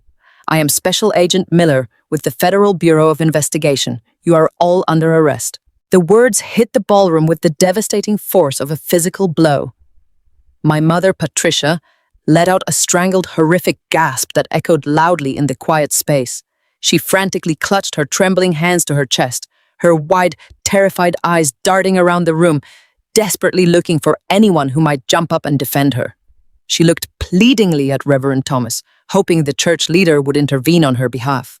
But the Reverend simply closed his eyes, shook his head, and looked down at the floor, completely washing his hands of her corruption. She looked at her wealthy country club friends, begging them silently for help, but they all turned their faces away in sheer disgust. The illusion of their moral superiority was entirely dead. There was no one left in the world for her to manipulate. Agent Miller did not give them a single moment to argue or spin another web of lies. He signaled to the 4 other agents standing behind him, and they immediately moved forward, surrounding my family in a tight, inescapable circle. "You have the right to remain silent," Agent Miller announced, his voice echoing clearly and firmly over the massive, elegant space. "Anything you say can and will be used against you in a court of law. You have the right to an attorney. If you cannot afford an attorney, one will be provided for you." Hearing the Miranda rights being read out loud was an incredibly surreal experience. The harsh reality of federal law enforcement was starkly juxtaposed against the beautiful white silk drapery, the towering floral centerpieces, and the soft romantic lighting of a luxury wedding reception. It was a deeply satisfying cinematic moment of absolute justice. For 15 years, these people had treated me like garbage. They had stolen my childhood, stolen my savings, and stolen my identity to fund their own selfish greed. And now, I was watching the universe finally balance the scales right in the middle of the dance floor. "You are being charged with multiple felony counts of federal wire fraud, aggravated identity theft, and tax evasion." Agent Miller continued reciting the charges with a cold, unyielding precision that left no room for debate. "You conspired to defraud the United States Small Business Administration of $750,000 using a stolen identity. Furthermore, your personal bank accounts, your offshore holdings, and your business assets have been officially frozen by federal mandate as of this morning." Bradley was the very first one to completely break. When two federal agents approached his VIP table and firmly instructed him to stand up, he fell apart in spectacular fashion. The arrogant, entitled golden boy who had lived a life of absolute luxury, funded entirely by my stolen identity, began to sob loudly and uncontrollably. He begged the agents to let him call his wealthy wife Ashley, even though she had just publicly abandoned him and promised to divorce him. He dropped to his knees and swore frantically that the entire fraud was his father's idea. He threw his own parents under the bus in a matter of seconds, desperately trying to save his own skin. He pointed a shaking finger at Robert and Patricia, crying out that they had forced him to take the gambling money. The agents completely ignored his pathetic, hysterical pleas. They grabbed him by the shoulders, hauled him forcefully to his feet, and spun him around. They pulled his arms behind his back with practiced efficiency. The sharp, heavy, metallic click of the steel handcuffs locking tightly around his wrists was the absolute loudest sound in the entire ballroom. For me, it was a beautiful sound. It was the sound of a 15-year nightmare finally coming to a permanent, definitive end. Robert tried to aggressively pull away when the agents grabbed his arms. He puffed out his chest and tried to summon one last ounce of his signature bullying intimidation. He demanded to speak to his lawyer immediately. He yelled that this was a massive misunderstanding and that he was a highly respected member of the local business community. He threatened to sue the federal government for ruining his daughter's wedding. But the agents were completely unimpressed. They simply shoved him forward, forcing his arms down hard and locking the steel cuffs tightly around his wrists. The sudden physical restriction of his movement completely drained the fake courage right out of his body. His shoulders slumped forward in defeat, and his chin dropped heavily to his chest. The big, terrifying monster of my childhood was suddenly just a small, pathetic criminal in a wrinkled suit. My mother, Patricia, did not bother to fight. She completely surrendered to the overwhelming public humiliation. When the cold, heavy steel fastened around her wrists, she squeezed her eyes shut and let the tears completely ruin the last remnants of her expensive designer makeup. She did not cry out to God this time. She did not quote scripture. She just stood there looking incredibly small, incredibly old, and entirely defeated. The agents gathered the three of them together in the very center of the wooden dance floor. Agent Miller looked up at me, standing calmly on the stage, and gave me a single deep, respectful nod. I looked down at him, and I nodded back. The debt was officially settled. The federal trap had worked perfectly. The agents turned my parents and my brother around and marched them toward the grand exit doors. The long walk out of the ballroom was the most excruciating public humiliation imaginable for a family so entirely obsessed with social status. They were frog-marched single file down the center aisle, right past the tables of Julian highly respected medical colleagues. They walked past the church elders who had once praised their fake charity and moral standing. They walked past the wealthy neighbors they had spent decades desperately trying to impress with their stolen money. Not a single wedding guest spoke a word to them. Nobody offered a sympathetic look. Nobody reached out a hand. The absolute heavy, humiliating silence of the 200 witnesses was a far worse punishment than any physical pain. The only sounds in the room were the heavy synchronized footsteps of the federal agents and the soft, pathetic sobbing of my mother and my brother, echoing in the large space. I stood tall and proud on the stage, and I watched them walk out of my life forever. The heavy oak doors swung open, the agents pushed them through into the bright lobby, and the doors slowly drifted shut behind them, clicking perfectly into place. The moment the doors closed, a massive collective exhale swept through the entire ballroom. The suffocating tension that had gripped the country club for the past 30 minutes instantly evaporated into the air. I let out a long, shaky breath, feeling the incredible physical weight of the past 15 years finally lift completely off my shoulders.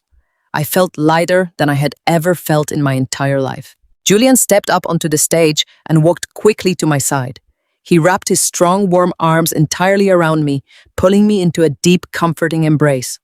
I buried my face in his chest, listening to his steady heartbeat. He kissed the top of my head and held me incredibly tight.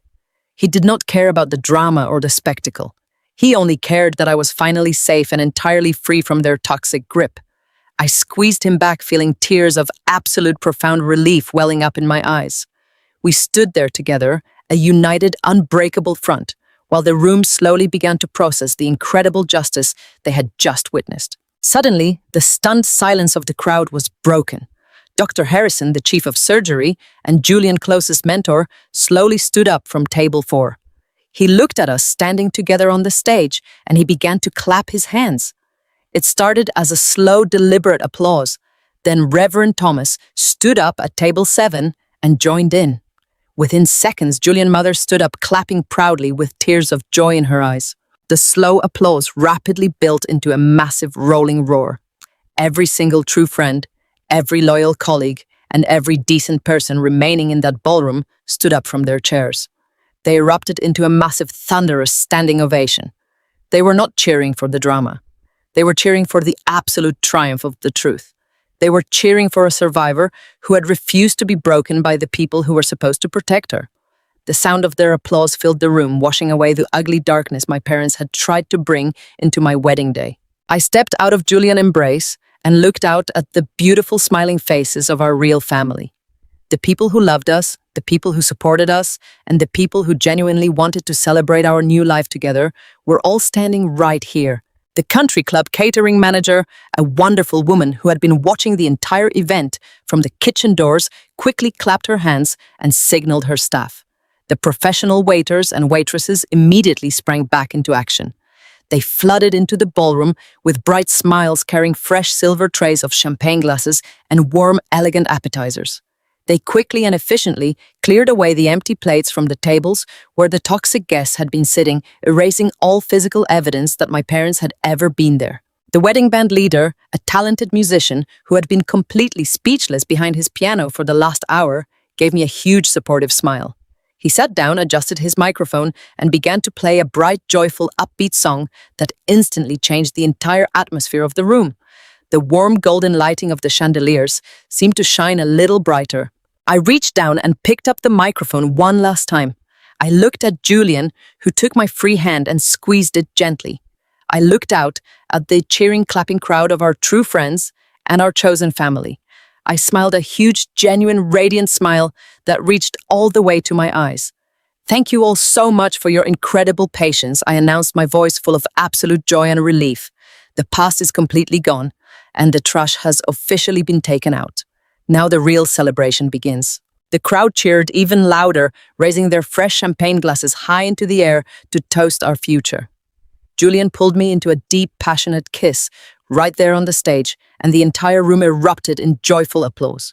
We walked down the steps of the stage together, hand in hand, and stepped directly onto the dance floor to share our very first dance as husband and wife, without a single shadow hanging over our heads. If you are listening to this story right now, and you have ever been the scapegoat of your family, if you have ever been manipulated, stolen from, or abused by the people who share your blood, I want you to know one absolute truth. You do not owe toxic people your loyalty just because they are your parents. You do not have to set yourself on fire to keep them warm. Setting strong, unbreakable boundaries is not an act of revenge.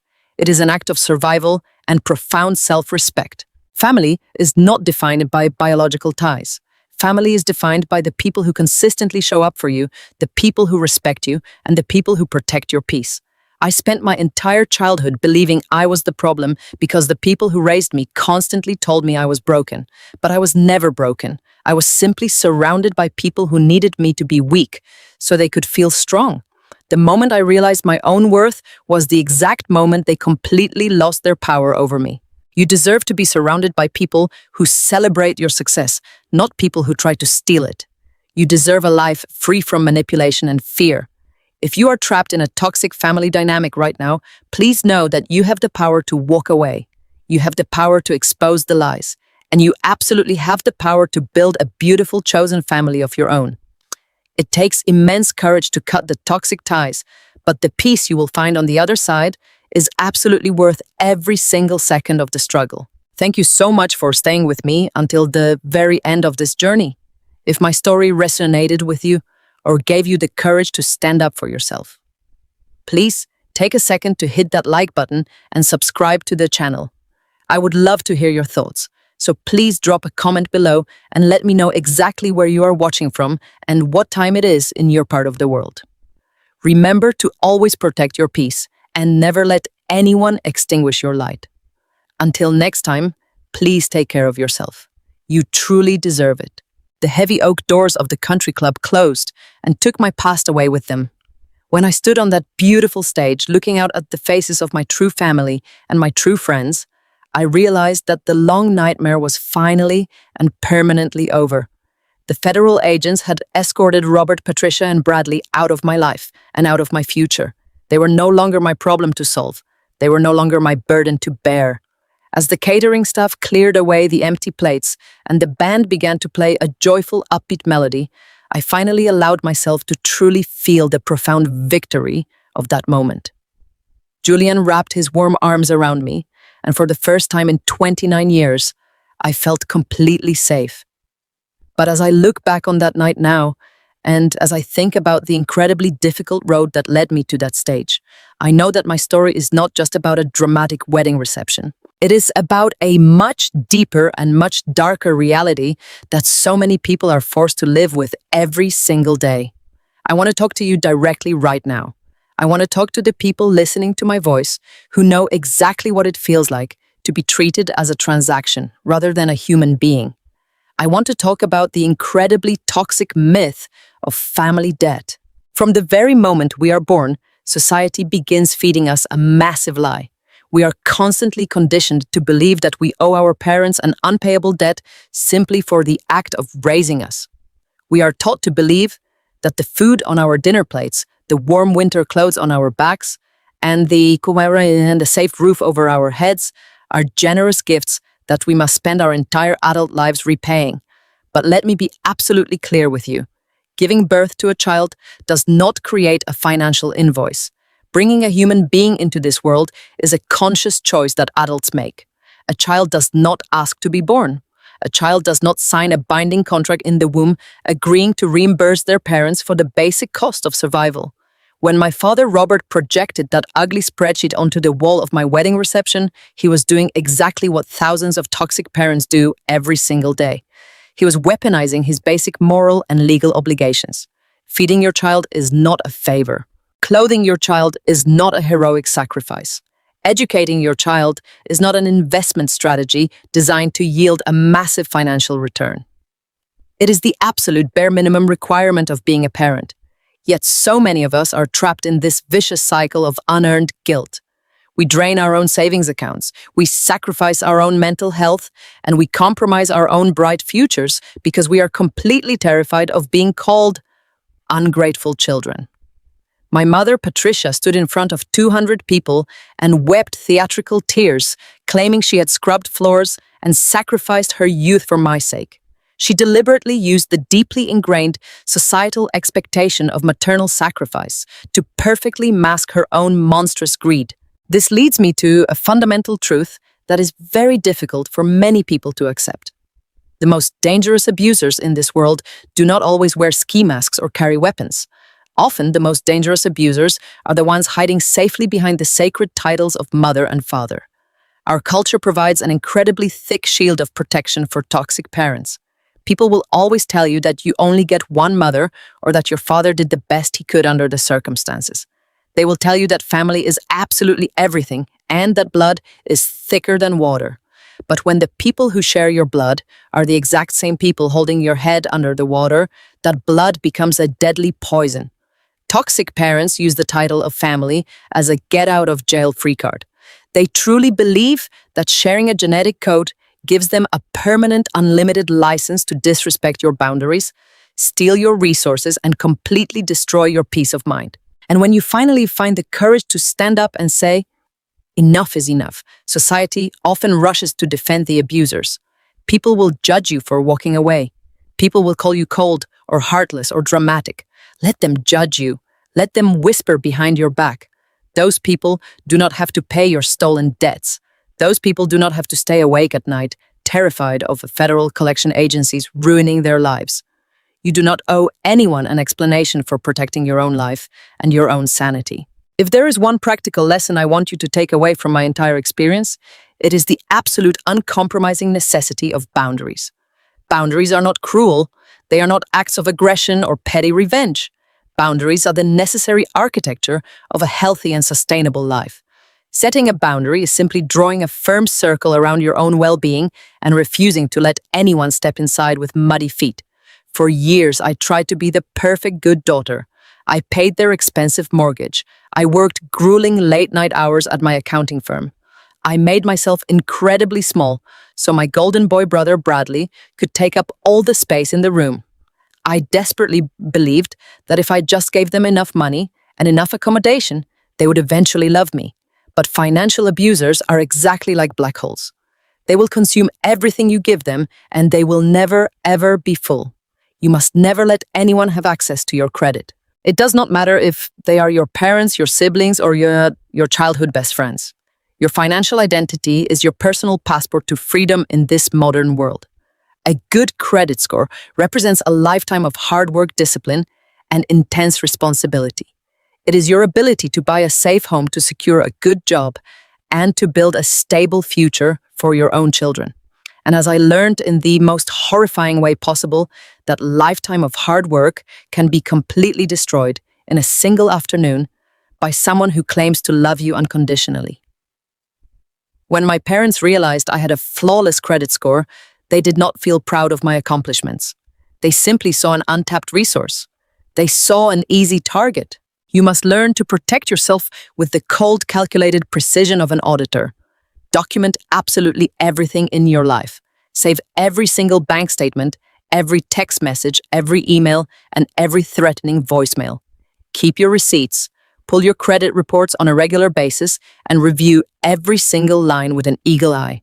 When I sat in my quiet office 6 months ago and saw my own signature perfectly forged on a federal commercial loan document, it was a profound physical trauma. The absolute betrayal of seeing your own name weaponized by the hand that used to hold yours when you crossed the street as a little girl is a deep pain I cannot adequately describe. The sudden realization that I owed the federal government $750,000 sent me into a spiral of panic and disbelief. But because I am a trained forensic accountant, I did not let that intense pain paralyze me. I wiped my tears and I went to work. I quietly gathered the internet login logs. I carefully tracked the offshore wire transfers. I built a completely bulletproof case against my own family. I realized that the people who share your blood are sometimes the absolute quickest to bleed you dry. My parents were completely willing to sacrifice my entire future just to maintain the grand illusion of my brother Bradley. The golden child syndrome is a terrible sickness that permanently destroys families. My parents actively enabled his gambling addiction and fully funded his fake startup companies because they could not bear to admit to their country club friends that their favorite child was a massive failure. They threw me under a federal bus just to keep his luxury sports car fueled up. They valued his pathetic lies far more than they valued my entire life. They wanted to protect his fragile ego at the cost of my freedom. But their ultimate failure was underestimating my strength. They mistook my childhood silence for permanent weakness. They mistook my previous financial compliance for eternal submission. When they confidently walked into my wedding reception, they thought they held all the power in the room. They did not know they were walking blindly into a carefully constructed trap. Watching those federal agents read them their rights and march them out of the elegant ballroom in heavy steel handcuffs was not just about serving criminal justice. It was about reclaiming my entire existence.